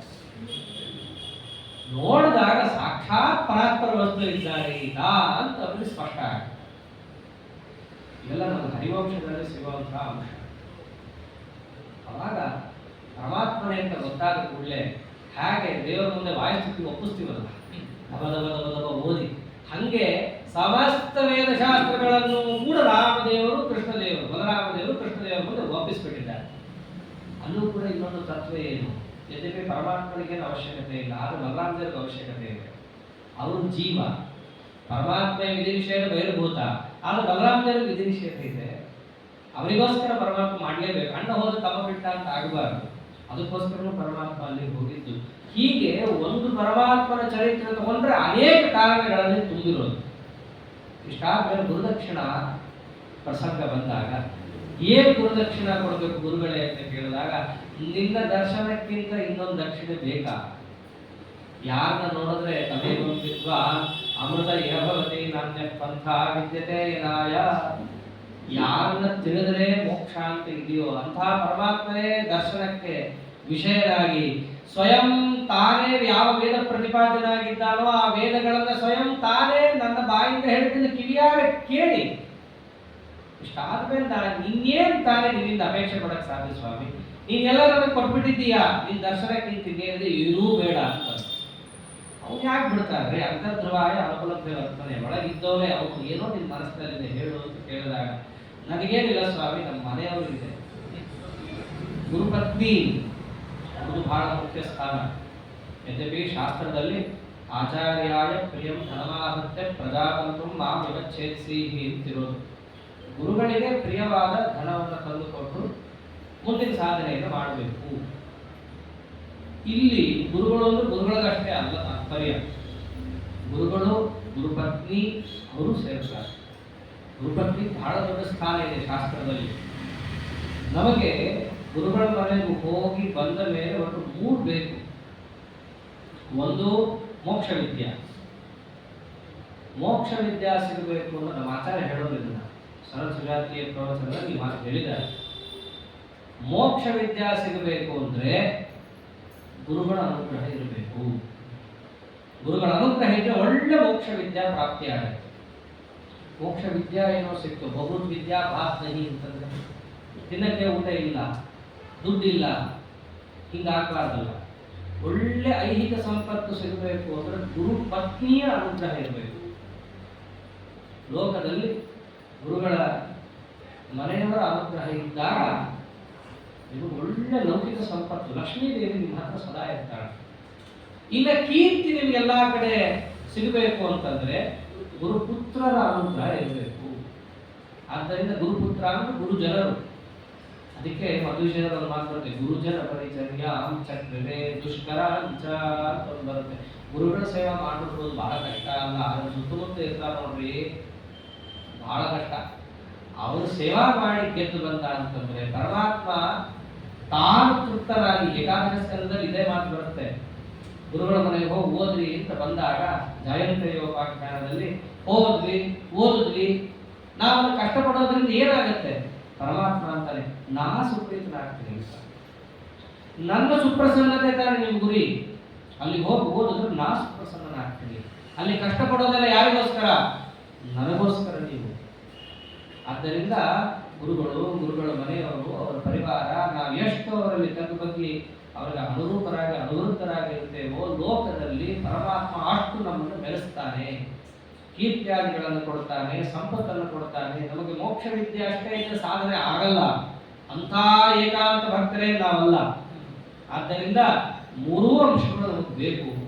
ಆದ್ದರಿಂದ ಗುರುಗಳಿಗೆ ಪ್ರಿಯವಾದ ಧನ ಕೊಡೋದು ಅಂತ ತಕ್ಷಣ ಸಾಧ್ಯ ಪುಣ್ಯಾಚಾರ ಹೇಳ್ಬೋದಿಲ್ಲ, ನಿಮಗೇನ್ ಬೇಕು ಹೇಳ್ರಿ, ವೇದದಲ್ಲಿ ನಿಮಗೆ ಕೊಡಕ್ಕೆ ಹೇಳಿರೋದು, ನಿಮ್ಮ ಹೆಂಡತಿಗೆಲ್ಲ ಏನು ಹೇಳಿಲ್ಲ ಅನ್ಬೋದಿತ್ತಲ್ಲ. ಶಾಸ್ತ್ರದಲ್ಲಿ ಹಾಗೆ ಹೇಳಿಲ್ಲ. ಗುರುಗಳು, ಗುರುಗಳ ಮನೆಯವರು ಎಲ್ಲರನ್ನೂ ಕೂಡ ನಾವು ಭಕ್ತಿ ಭಾವದಿಂದ ಕಾಣಬೇಕು. ಹಾಗೆ ಆಗಲಿ ಎಂದು ಪರಮಾತ್ಮ ಅವ್ರ ಮನೆಯವರ ಹತ್ರ ಕೇಳಿದಾಗ ಒಬ್ಬ ಮಗ ಇದ್ದ. ಈಗಿದ್ದಿದ್ರೆ ನಿನ್ನಷ್ಟೇ ವಯಸ್ಸಿರ್ತಾ ಇತ್ತು, ಆದ್ರೆ ಎಲ್ಲೋ ಪ್ರವಾಸಕ್ಕೆ ಅಂತ ಹೋಗ್ಬಿಟ್ಟು ಮೃತನಾಗಿ ಹೋದ. ಆ ಮಗನನ್ನು ತಂದು ಕೊಡಕ್ಕಾಗುತ್ತಾ? ಗೊತ್ತಿತ್ತಲ್ಲ ಯಾರು ಬಂದಿರೋದು ಅಂತ, ಸಾಕ್ಷಾತ್ ಪರಾತ್ಪರ ವಸ್ತುನೇ ಬಂದಿರೋದು. ಏನ್ ಮಾಡ್ತೀರಿ ಮಗನ್ ತಗೊಂಡು ಅಂತಂದ್ರೆ, ಗುರುವರ್ತೆ ಜ್ಞಾನತಮಃ ಪ್ರಭೇದಿತ ನಿತ್ಯ ಸಂಸ್ಕೃತ ಜ್ಞಾನತಮಃ. ನಮ್ಮ ಮನೆಯಲ್ಲಿ ಜ್ಞಾನ ದೀಪ ಆಗಿ ಹೋಗಿದೆ ಸ್ವಾಮಿ, ನಿನ್ನಿಂದಾಗ ಅದು ಪುನಃ ಜಾಜ್ವಲ್ಯಮಾನವಾಗಬೇಕು ಅನ್ನೋದು ಆ ಮಡದಿಯ ಆಂತರ್ಯ. ಪರಮಾತ್ಮ ಸರ್ವಸಮರ್ಥ. ಹೋದ ಪ್ರವಾಸದಲ್ಲಿ ಮುಳುಗಿದ್ದ ಅಂತ ಗೊತ್ತಾಯ್ತು. ವರುಣನಿಗೆ ಒಂದು ಗುಟ್ರು ಹಾಕಿದ. ಓಡಿ ಬಂದ ವರುಣ, ಸ್ವಾಮಿ ಏನಾಗಬೇಕು, ನಮ್ಮ ಗುರುಪುತ್ರ ನಿನ್ನಲ್ಲಿ ಮುಳುಗೋಗಿದ್ದಾನಂತೆ, ತಗೊಂಡಿದ್ದೀಯಲ್ಲ ಆಹುತಿ ಯಾಕೆ ತಗೊಂಡಿ ಅಂತ ಕೇಳ್ದ. ನಾ ತಗೊಂಡಿಲ್ಲ, ನನ್ನಲ್ಲೊಬ್ಬ ಪಂಚಜನ ಅಸುರ ಇದ್ದಾನೆ, ದೊಡ್ಡ ತಿವಿ ರೂಪದಲ್ಲಿದ್ದಾನವನು, ಅವನು ತಗೊಂಡಿರೋನು. ತಕ್ಷಣ ತಿವಿ ರೂಪದಲ್ಲಿರುವ ಪಂಚಜನನನ್ನು ಸಂಹಾರ ಮಾಡಿ ಅವನ ಹೊಟ್ಟೆಯನ್ನು ಸೀಳಿದಾಗ ಬರುವಂತಹ ಶಂಖ ಪಾಂಚಜನ್ಯ, ಅದನ್ನ ಪರಮಾತ್ಮ ಬಹುವಂತ ಓದ್ತಾನೆ. ಎಲ್ಲಿದ್ದಾನೋ ಅಂದ್ರೆ ಪ್ರೇತ ಗಲಿತಾ ಇರ್ತಾನೆ ನರಕಕ್ಕೆ ಹೋಗಿ. ಪರಮಾತ್ಮ ಶಂಖನಾದವನ್ನು ಮಾಡಿ ಸೈನಿಕಪುರಕ್ಕೆ ಹೋಗಿ ಮಾಡಿದ್ರೆ ಯಮದೇವರು ಗೊತ್ತಲ್ಲ, ದಿನ ನಾವೇ ಪಾಂಚಜನ್ಯ ನಿಜಂಧಾನ ಪುಸ್ತಪಾತಕ ಸಂಚಯ ನಮಗೆ ಗೊತ್ತು. ಶ್ಲೋಕದಲ್ಲಿ ಮಾತ್ರ ಯಮದೇವರ ಧ್ವನಿಯನ್ನ ಎಷ್ಟೋ ಬಾರಿ ಕೇಳಿದ್ದಾರೆ. ಅನೇಕ ಯುದ್ಧಗಳಾದಾಗ ತಾರಕಾಮಯ ಯುದ್ಧ ಮುಂತಾದವುಗಳಾದ ಯಮದೇವರು ಹೋಗಿರ್ತಾರೆ ಯುದ್ಧ ಆಡಲಿಕ್ಕೆ. ಪರಮಾತ್ಮ ಗರುಡಾರೂಢನಾಗಿ ಶಂಕರಾದ ಮಾಡೋದು ನಾವು ಎಷ್ಟೋ ಬಾರಿ ಕೇಳಿರ್ತಾರೆ, ಗೊತ್ತು. ಈ ಸದ್ದು ಯಾರದ್ದು ಅಂತ ನೋಡಿದ ತಕ್ಷಣ ಗೊತ್ತಾಗೋಗುತ್ತೆ, ನಮಗೂ ಗೊತ್ತಾಗೋದು. ನಮ್ಮ ಆಚಾರ ಮನೆ ಗಂಟೆ ಸದ್ದು ನಮ್ಗೆ ಚೆನ್ನಾಗಿ ಗೊತ್ತಿರೋದು. ಎಲ್ಲಿಂದನೇ ಬಾರಿಸ್ಲಿ, ಇದು ನಮ್ಮನೆ ಆಚಾರ ಗಂಟೆ ಅಂತ ಗೊತ್ತಾಗ್ಬಿಡುತ್ತೆ. ಹಾಗೆ ಯಮದೇವರು ಗೊತ್ತಾದ ಕೂಡಲೇ ಆ ಶಂಖ ಧ್ವನಿಗೆ ಕಂಪಿಸಿ ಅವರ ಯಮದೇವರ ಸಿಂಹಾಸನ ನಡೆದೋಗುತ್ತೆ. ಓಡಿ ಬರ್ತಾರೆ ಶ್ಯಾಮಲಾದೇವಿ ಜೊತೆಗೆ. ಪರಮಾತ್ಮ ನಮ್ಮನೆಗೆ ಬಂದಿದ್ದಾರೆ, ರಾಜ್ಯ ಪಾಠಗಳನ್ನು ಕೊಟ್ಟು, ಸ್ವಾಮಿ ನನ್ನಿಂದ ಏನು ಸೇವಾ ಆಗಬೇಕು, ನಮ್ಮ ಗುರುಪುತ್ರನ ಕರ್ಕೊಂಡು ಬಂದಿಯಲ್ಲ ವಾಪಸ್ ಕೊಡುವಂತಾರೆ. ಯಮದೇವರಿಗೆ ಒಂದೊಂದು ಶಬ್ದನೂ ಪ್ರೋಸೆಸ್ಸೇ ಆಗಲ್ಲ. ನಿನಗೆ ಗುರುನೇ ಇಲ್ಲ, ನಿನಗೆ ಗುರುಪುತ್ರ ಎಲ್ಲಿಂದ ತರಣ, ನಾನು ಹೇಳ್ಕೊಂಡು ಬರೋದು ಹೇಗೆ, ನನಗೆ ಅರ್ಥ ಆಗಲಿಲ್ಲ ಸ್ವಾಮಿ, ಬಿಡಿಸಿ ಹೇಳು ಅಂತಂದಾಗ ನಮ್ಮ ಗುರುಗಳು ಸಾಂದೀಪ್ಯಾಚಾರ್ಯರು ಅವ್ರ ಮಗನ ಕರ್ಕೊಂಡ್ಬಂದಿಯಲ್ಲ, ಕರ್ಕೊಂಬ ಅಂದ್ರೆ ಅವ್ನು ನೋಡಿದ್ರೆ ಎಲ್ಲ ತೆಗೆಸಿದ್ರು. ಲಿಸ್ಟು ಬಹಳ ಪರ್ಫೆಕ್ಟ್ ಅಕೌಂಟ್ಸ್ ಮೇಂಟೈನ್ ಆಗುವಂತಹ ಲೋಕ ಎಲ್ಲ ತೆಗೆಸಿದ್ರು. ನೋಡಿದ್ರು ಪ್ರೇತ ಕಲಿತಾ ಇದ್ದ, ಕರ್ಸವನ್ನ ಅಂತಂದ್ರು. ಕರ್ಸಿದ್ರು. ಅವನೇನಾದ್ರೂ ಇವಾಗ ಬದುಕಿದ್ರೆ ಯಾವ ರೂಪ, ಸೌಶಲ್ಯ, ಔದಾರ್ಯ, ಗುಣ, ವಿದ್ಯಾ ಏನೇನಿರ್ಬೇಕೋ ಎಲ್ಲವನ್ನ ತುಂಬಿ ಪರಮಾತ್ಮ ಕರ್ಕೊಂಡು ಹೋಗಿ ಗುರುಗಳ ಮುಂದೆ ನಿಲ್ಲಿಸ್ತಾರೆ. ತೋಳು ಇಂಥ ಗುರುದಕ್ಷಿಣೆಯಿಂದ ಜಗತ್ತಿನಲ್ಲಿ ಯಾರ್ಯಾರೂ ಕೊಡ್ಲಿಕ್ಕೆ ಸಾಧ್ಯ ಇಲ್ಲ. ಅಂಥ ಗುರುದಕ್ಷಿಣೆಯನ್ನು ಕೊಟ್ಟಾಗ ಮೋಕ್ಷವನ್ನೇ ಕೊಡುವಂಥ ಪರಮಾತ್ಮನಿಗೆ ಈ ಮಗನ್ ಕೊಡೋದು ಏನು ಕಷ್ಟ ಅಂತ ಭಾವಿಸಿದ್ರು. ಮೋಕ್ಷಾದಿ ಪುರುಷಾರ್ಥವನ್ನೇ ಪರಮಾತ್ಮ ಕೊಡ್ತಾನೆ. ಭವಬಂಧ ವಿಭೇದಕ ಒಂದು ಮಗನ್ನ ತಂದು ಕೊಡೋದು ಏನು ಕಷ್ಟ. ಆದ್ರೆ ಜಗತ್ತಿನ ಪ್ರಕಾರ ಇಂಥದ್ದನ್ನು ಯಾರು ಮಾಡ್ಲಿಕ್ಕೆ ಸಾಧ್ಯ ಇಲ್ಲ. ಎಲ್ಲೇ ಹೋದ್ರೂ ಕೂಡ ಪರಮಾತ್ಮನೇ ಅಂತಿಮ. ಇದು ನಮ್ಗೆ ಗೊತ್ತಾಗ್ಬೇಕಲ್ಲ, ಶಾಸ್ತ್ರದಲ್ಲಿದೆ. ನೀವು ಏನೇ ಮಾಡಿದ್ರು ಕೂಡ ಪರಮಾತ್ಮನಂತೆ ಯಾರಿಗೂ ಮಾಡಕ್ಕಾಗಲ್ಲ. ನಾವು ಮಾಡೇವು, ನಾವು ಕೊಟ್ಟೇವು ಗುರುದಕ್ಷಿಣ ಅಂತ ಯಾರ್ಯಾರೋ ಅನ್ಕೊಳ್ತಾರೆ. ಆದ್ರೆ ದೇವರ ಥರ ಯಾರಿಗಾದ್ರೂ ಮಾಡ್ಲಿಕ್ಕಾಗತ್ತಾ? ಸಾಧ್ಯವೇ ಇಲ್ಲ. ಅದು ಭಗವದ್ ಲಕ್ಷಣ. ಎಂಥ ಏನೇ ಚರಿತ್ರೆ ತಗೊಳ್ರಿ ಅದು ಭಗವಂತನ ಲಕ್ಷಣಕ್ಕೆ ಸಮನ್ವಯ ಆಗ್ತಾ ಹೋಗುತ್ತೆ. ಹೀಗೆ ಪರಮಾತ್ಮ ಸಾಂದೀಪ್ಯಾಚಾರ್ಯರಿಗೆ ಅನುಗ್ರಹ ರೂಪವಾಗಿ ಗುರುದಕ್ಷಿಣೆಯನ್ನು ಕೊಟ್ಟು ಮಥುರಾ ಪಟ್ಟಣಕ್ಕೆ ಬಂದ ಎಲ್ಲರೂ ಕೂಡ ಬೇದಿ ಕಿತ್ತೂರಿ ನಗಾರಿಯನ್ನು ಓದಿ ನಮ್ಮ ಹುಡುಗರು ಬಂದಿದ್ದಾರೆ ಅಂತ ಹೇಳಿ ಇಡೀ ಮಥುರಾ ಪಟ್ಟಣದ ಜನ ಮಾತಾಡ್ಕೊತಿದ್ರಂತೆ. ನಮ್ಮ ಹುಡುಗರು ಹೋದ್ರು, ಬೇಗ ಓದ್ಕೊಂಡ್ ಬಂದಿದ್ದಾರೆ, 64 ದಿವಸ ಸರ್ವವಿದ್ಯಾ ಪಾರಂಗತರಾಗಿದ್ದಾರೆ. 64 ದಿವಸದಲ್ಲಿ ಮುಗಿಸ್ಕೊಂಡ್ ಬಂದ್ರ ಯಾರ ಗುರುಗಳು ಅಂತ ಪ್ರತಿಯೊಬ್ಬರಿಗೂ ಕೂಡ ಏನೋ ಬೋರ್ಡಿಂಗ್ ಹಾಕಿಬಿಟ್ಟು ತೋರಿಸ್ತಾರೆ. ನಮ್ಮ ಹುಡುಗರು 98 ತೆಗೆದ್ರು, 99 ತೆಗೆದ್ರು ಅಂತ. ಮಥುರಾ ಪಟ್ಟಣದ ಜನ ಕಿವಿಯಿಂದ ಕಿವಿಗೆ ಮಾತಾಡ್ತಾ, ಕಾಶಿನಗರದ ಬ್ರಾಹ್ಮಣ ಅಂತೆ ಅವನು, ಅವಂತಿಪುರದಲ್ಲಿದ್ದಾನೆ, ಗುರುಕುಲ ತೆಕ್ಕೊಂಡಿದ್ದಾನಂತೆ, ಅಲ್ಲಿಗೆ ಹೋಗಿ ಕೃಷ್ಣರಾಮರು 64 ದಿವಸದಲ್ಲಿ ಓದ್ಕೊಂಡ್ ಬಂದ್ರಂತೆ. ಕೃಷ್ಣರಾಮರು ಹೋಗಿ ಓದಿದ್ದಾರೆ ಅಂದ್ರೆ ಅವ್ರು ಬಹಳ ದೊಡ್ಡ ಗುರುನೇ ಇರಬೇಕು. ಹೀಗೆ ಆ ಸಾಂದೀಪ್ಯಾಚಾರ್ಯರಿಗೆ ಕೀರ್ತಿಯನ್ನು ಪರಮಾತ್ಮ ಕೊಟ್ಟಿದ್ದಾನೆ. ಮಥುರಾ ಪಟ್ಟಣಕ್ಕೆ ಬಂದು ನೋಡಿದ್ರೆ ಎಲ್ಲ ಯಾರು ತಲೆ ಮೇಲೆ ಕೈ ಹೊತ್ಕೊಂಡು ಕೂತಿದ್ದಾರೆ. ನೀನೇನೋ ಮುಂಚೆ ಮಾಡ್ಕೊಂಡು ಹೊರಟೋದೆ, ನಮಗಿಲ್ಲಿ ತಯಾರಿ ಮಾಡ್ಕೊಳ್ಳೋಕ್ಕೂ ಟೈಮ್ ಇಲ್ಲ. ರಾಜನಿಗೆ ಸ್ವಾಮ್ಯ ಮಾತ್ಯ ಸುಹೃತ್ಕೋಶ ರಾಷ್ಟ್ರ ದುರ್ಗವನಾನಿಚ ರಾಜ್ಯಾಂಗಾದಿ ಪ್ರಭೃತಯ ಅಂತ ಒಂದು ರಾಜ್ಯಕ್ಕೆ ಅಂಗಗಳಿರುತ್ತೆ. ಅಲ್ಲಿ ನೀತಿ ಕಾರ್ಯ ಧುರಂಧರರೆಲ್ಲ ಕೃಷ್ಣರಾಮರ ಎದುರಿಗೆ ಮಾತಾಡ್ತಾರೆ. ಸ್ವಾಮಿ ರಾಜ ಇರಬೇಕು, ಅಮಾತ್ಯ ಅಂತ ಮಂತ್ರಿಗಳಿರಬೇಕು. ಇವರಿಬ್ಬರು ಮನುಷ್ಯರಾದರು. ಇಲ್ಲಿ ರಾಜನಾದ ಕಂಸ ಇಲ್ಲ, ಉಗ್ರಸೇನನನ್ನ ರಾಜ ಅಂತ ಜಗತ್ತು ಒಪ್ಪಕ್ಕೆ ತಯಾರಿಲ್ಲ. ಅಷ್ಟು ವೃದ್ಧ, ಅಶಕ್ತ, ಯಜಪಿ ಶಕ್ತನೇ. ಆದ್ರೂ ಉಳಿದವ್ರ ಮಧ್ಯೆ ನೋಡಿದ್ರೆ ಅವನೇನು ಅಷ್ಟು ಪರಾಕ್ರಮ ಇಲ್ಲ. ಅಮಾತ್ಯರು ನಾವೇ ಉದ್ಧವ ಮುಂತಾದವರು. ರಾಜನಿಗೆ ಬೆಲೆ ಇಲ್ಲ ಅಂದ್ರೆ ನಮಗೂ ಬೆಲೆ ಇಲ್ಲ. ನಮಗೆ ಡಿಪ್ಲೊಮಸಿ ಮೇಂಟೈನ್ ಮಾಡೋಣ ಅಂತಂದ್ರೂ ಕೂಡ ಯಾರೂ ಕೂಡ ಸಿಗ್ತಾ ಇಲ್ಲ. ಯಾಕೆ ಜರಾಸಂಧನ ಎದುರು ಹಾಕೊಳ್ಳೋಕೆ ಯಾರೂ ತಯಾರಿಲ್ಲ. ಒಬ್ಬ ಮಿತ್ರ ರಾಷ್ಟ್ರಗಳು ನಮಗಿಲ್ಲ. ಕೋಶ ಬರಿದಾಗ ಹೋಗಿದೆ. ಯಾಕೆ ಈಗಿನ ಕಂಸ ಹೋಗ್ಬಿಟ್ಟಿದ್ದಾನೆ. ಅವನು ಸುಖ ಲೋಲುಪ ಎಲ್ಲವನ್ನೂ ಕೂಡ ಅನುಭವಿಸಿ ತಿಂದು ತೇಗಾಗೋಗಿದೆ, ಖಾಲಿ ಆಗೋಗಿದೆ ಕೋಶ. ಕೋಟೆ ಎಲ್ಲ ಶಿಥಿಲ ಆಗೋಗಿದೆ. ಎಷ್ಟು ಮಾತಾಡ್ತಾರೆ ನೋಡ್ಬೇಕು ಹರಿವಂಶದಲ್ಲಿ. ನಮ್ಮ ಕೋಟೆಯ ಬಾಗಿಲುಗಳ ಚಿಲುಕಗಳು ಸಿರಿದು ಹೋಗಿದೆ. ಆ ಬಾಗಿಲುಗಳನ್ನು ಹಾಕಬೇಕಾದ್ರೆ ಯಾವ ಚೈನ್ಗಳಿರ್ತಾವಲ್ಲ ಅದೆಲ್ಲವೂ ಸೌದು ಹೋಗಿದೆ. ಈ ಕಂಸ ತನ್ನ ಭುಜಗಳನ್ನೆಲ್ಲ ಕಾಪಾಡ್ತೀನಿ ಅಂದ್ಕೊಂಡು ನಮ್ಮ ಮಥುರಾ ಪಟ್ಟಣದ ದುರ್ಗಗಳನ್ನ ಅವರು ರಕ್ಷಣೆ ಮಾಡಿಕೊಂಡಿಲ್ಲ. ನೀವು 64 ದಿನ ಹೋಗ್ಬಿಟ್ಟಿದ್ದೀರಿ. ಜರಾಸಂಧ ಬರ್ತಾ ಇದ್ದಾರೆ ಅನ್ನೋ ಸುದ್ದಿ ಬರ್ತಾ ಇದೆ. ಏನು ಮಾಡ್ಬೇಕು ಗೊತ್ತಾಗ್ತಾ ಇಲ್ಲ. ಕೃಷ್ಣ ನೀನೇ ಗತಿ ಅಂತ ಎಲ್ಲ ಯಾವ್ದವರು ಕಾಲಕ್ಕೆ ಬಿಡ್ತಾ ಇದ್ದಾರೆ. ಅವ್ರು ಹೇಳಿದ್ದು ಪ್ರತಿಯೊಂದು ಕೂಡ ಲೌಕಿಕವಾದ ಒಳ್ಳೆ ಕಾರಣಗಳಿವೆ. ಒಳ್ಳೆ ದುರ್ಗಗಳಿಲ್ಲ, ಕಾಡಿಲ್ಲ. ತಪ್ಪಿಸ್ಕೊಳ್ಳೋಕೆ ಹಿಂದೆ ಕಾಡು ಹೋಗ್ತಿರ್ತಾ ಇತ್ತು. ಕೋಟೆ ಮೇಲೆ ಮುತ್ತಿಗೆ ಹಾಕಿದಾಗ ರಾಜರು ಎಲ್ಲಿಗೆ ಹೋಗ್ತಾ ಇದ್ರು? ಕಾಡಿಗೆ ಹೋಗಿ ತಪ್ಪಿಸ್ಕೊತಿದ್ರು. ಕಾಡುಗಳು ಇಲ್ಲ. ಮಥುರಾ ಪಟ್ಟಣನೇ ಒಂದು ಕಾಡು, ಮಧುವನ. ಆ ಕಾಡನ್ನೇ ಸವರಿ ಊರು ಮಾಡಿರೋದು. ಕಾಡನ್ನೇ ಸವರಿ ಊರು ಮಾಡಿದ್ದೀವಿ. ಹೊರಗೆ ಹೋಗೋದಿಲ್ಲ ನಾವು. ಹೊರಗೆ ಹೋದ್ರೆ ಅವನ ಭಯ. ಹೀಗೆ ಒಬ್ಬರೊಬ್ಬರು ಪರಮಾತ್ಮನ ಎದುರಿಗೆ ತಮ್ಮ ಅಳಲನ್ನು ತೊಡ್ಕೊತಿದ್ರೆ ಇವರು ಎಂಥ ಉತ್ತರ ಕೊಡ್ತಾನೆ. ವಿರಾವೇಶದಿಂದ ಪರಮಾತ್ಮ ಅನ್ನೋದಿಷ್ಟೇನೆ. ಒಂದು ಕಾಡಲ್ಲಿ ನಾವು ದಾರಿ ತಪ್ಪಿಸ್ಕೊಂಡಾಗ ಎದುರಿಗೆ ಆನೆ ಸಿಕ್ಕಾಗ ಅದನ್ನ ಓಡಿಸ್ತೀವಿ. ಆನೆ ಹೋಗುತ್ತೆ ಒಂದು ದಾರಿ. ಹೆಂಗ್ ಹೋಗುತ್ತೆ ಅಂದ್ರೆ ದಾರಿ ಮಾಡ್ಕೊಂಡು ಹೋಗುತ್ತೆ ಆನೆ. ಹಂಗೆ ಆನೆ ಮಾಡ್ಕೊಂಡು ಹೋಗಿರೋ ದಾರಿಯಲ್ಲಿ ನಾವು ಹೆಂಗ್ ಹೋಗ್ತೀವೋ ಹಂಗೆ ನರಕಕ್ಕೆ ಆ ಕಂಸ ಅನ್ನೋ ಆನೆಯನ್ನ ದಬ್ಬಿದ್ದೀವಿ. ದೊಡ್ಡ ದಾರಿ ಆಗಿದೆ ಕಂಸನ ದಬ್ಬಿ. ಅದೇ ದಾರಿಯಲ್ಲಿ ಎಲ್ಲರನ್ನು ನಾ ಕಳಿಸ್ತೀನಿ, ನೀವೇನ್ ತಲೆ ಕೆಡಿಸ್ಕೋಬೇಡ್ರಿ ತಂದ. ಆ ಮಗಧ ರಾಜ ಬರ್ತಾ ಇದ್ದಾನೆ ಅಂತ ಸುದ್ದಿಯನ್ನ ಕೇಳಿ ಏನೋ ಒಳ್ಳೆ ಗೂಢಚಾರವನ್ನು ಕಳಿಸ್ತಾನೆ ಪರಮಾತ್ಮ ಎಲ್ಲ ಕಡೆ. ಅವನ ಸೇನೆ ಎಷ್ಟಿದೆ, ಯಾವ ರೀತಿ ಬರ್ತಾ ಇದ್ದಾರೆ, ಹೇಗೆ ಸಜ್ಜಾಗಿದ್ದಾರೆ, ಅವನ ನಂಬರ್ ಎಷ್ಟು, ಯಾವ ವ್ಯೂಹದಲ್ಲಿ ಬರ್ತಾನೆ, ಪ್ರತಿಯೊಂದು ಕೂಡ ಮಾಹಿತಿಯನ್ನು ಪರಮಾತ್ಮ ಕಲೆ ಹಾಕ್ಸಿರ್ತಾನೆ. ರಾಜನಿಗೆ ಇರಬೇಕಾದ ಲಕ್ಷಣ ಅದ್ರ ಸೇನೆ ಏನ್ ಮಾಡ್ತಾನೆ ಇದೆಲ್ಲ. ಕೃಷ್ಣ ಪರಮಾತ್ಮ ತಾನು ರಾಜಕೀಯ ಚತುರತೆಯನ್ನು ಅಲ್ಲಿ ತೋರಿಸ್ತಾ ಇದ್ದಾನೆ. ಅಷ್ಟರಲ್ಲೇನೆ ಅಕ್ರೂರನಿಗೆ ಉದ್ಧವನಿಗೆ ಹೇಳಿ ಕಳಿಸ್ತಾನೆ, ಪಾಂಡವರಿಗೇನೋ ಅನ್ಯಾಯ ಆಗ್ತಾ ಇದೆ ಅಂತ ಹೋಗಿ ತಡಿ. ಅಕ್ರೂರನನ್ನ ಹಸ್ತಿನಾವತಿಗೆ ಕಳಿಸ್ತಾನೆ, ಉದ್ಧವನನ್ನ ವೃಂದಾವನ ಗೋಕುಲಕ್ಕೆಲ್ಲ ಕಳಿಸ್ತಾ ಇದ್ದಾನೆ. ತಾನು ಸ್ವಯಂ ಮಥುರಾ ಪಟ್ಟಣದಲ್ಲಿ ನಿಂತ್ಕೊಳ್ತಾ ಇದ್ದಾನೆ. ಏನ್ ತನ್ನ ರಾಜಕೀಯ ಚಾತುರ್ಯವನ್ನು ಪರಮಾತ್ಮ ಧೃತರಾಷ್ಟ್ರನಿಗೆ ಪತ್ರ ಬರೆದು ಕಳಿಸ್ತಾನೆ. 12-13 ವರ್ಷದ ಹುಡುಗ, ಏನೋ ಬಹಳ ಮುದುಕ ಅನುಭವಿ ಅಲ್ಲ. 13 ವರ್ಷದ ಹುಡುಗ ಧೃತರಾಷ್ಟ್ರನಿಗೆ ಪತ್ರ ಬರೀತಾನೆ. ಕುಶಾರ್ ತವ ಪುತ್ರ ರಸಂತೇವ ಭೀಮಸೇನಾಗ್ನಿ ಭಸ್ಮಿತಾಹ. ಪಾಂಡವರಿಗೆ ತೊಂದರೆ ಕೊಡ್ತಾ ಇದ್ದೀಯ ಅನ್ನೋ ಸುದ್ದಿ ಬರ್ತಾ ಇದೆ. ಭೀಮಸೇನ ಅನ್ನೋ ಬೆಂಕಿ ಇದೆ ಅಲ್ಲ ಆಗಲೇ. ಒಂದು ವೇಳೆ ಕೃಷ್ಣ ಅನ್ನೋ ಗಾಳಿ ಸೇರ್ತು ಅಂದ್ರೆ ನಿನ್ನ ಯಾವ ಮಕ್ಕಳು ಉಳಿಯಲ್ಲ. ಪಾಂಡುರಾಜ ಇಲ್ಲ ಅಂತ ಹೇಳಿ ಅವರ ಮೇಲೆ ನೀನು ಪಾರ್ಶಾಲಿಟಿ ಮಾಡತಕ್ಕದ್ದಲ್ಲ ಅಂತ ಧೃತರಾಷ್ಟ್ರನಿಗೆ ಶಾಸನ ಬರೆದು ಕಳಿಸಿದ್ರೆ ಧೃತರಾಷ್ಟ್ರ ತಲೆ ಮೇಲೆ ಹೊತ್ತುಕೊಂಡು ನಾ ಹಂಗೆ ಮಾಡಲ್ಲ ಅಂತ ಹೇಳಿ ಕಳಿಸ್ತಾನೆ. ಭೀಮಾರ್ಜುನರನ್ನ ಕರ್ಕೊಂಡು ಬರಲಿಕ್ಕೆ ವ್ಯವಸ್ಥೆಯನ್ನು ಮಾಡ್ತಾನೆ ಪರಮಾತ್ಮ. ಅಷ್ಟೊಂದು ಮಥುರಾ ಪಟ್ಟಣದಲ್ಲಿ ಇನ್ನೊಂದು ವಿಚಿತ್ರ ಚರಿತ್ರೆಯನ್ನು ಇಲ್ಲಿ ತಿಳಿಸ್ತಾರೆ. ನಾರದರು ಜರಾಸಂಧ ಮೊದಲನೇ ಬಾರಿ ದಾಳಿಯನ್ನು ಮಾಡಬೇಕಾದ್ರೆ ಜರಾಸಂಧನೂ ಕೂಡ ಬಿಟ್ಟಿರ್ತಾನೆ ಚಾಲರನ್ನ. ಯಾರನ್ನು ಬಿಟ್ಟಿರ್ತಾನೆ ಅಂದ್ರೆ ಸ್ವಯಂ ತನ್ನ ತಾಯಿಯನ್ನೇ ಕಳಿಸಿರ್ತಾನೆ.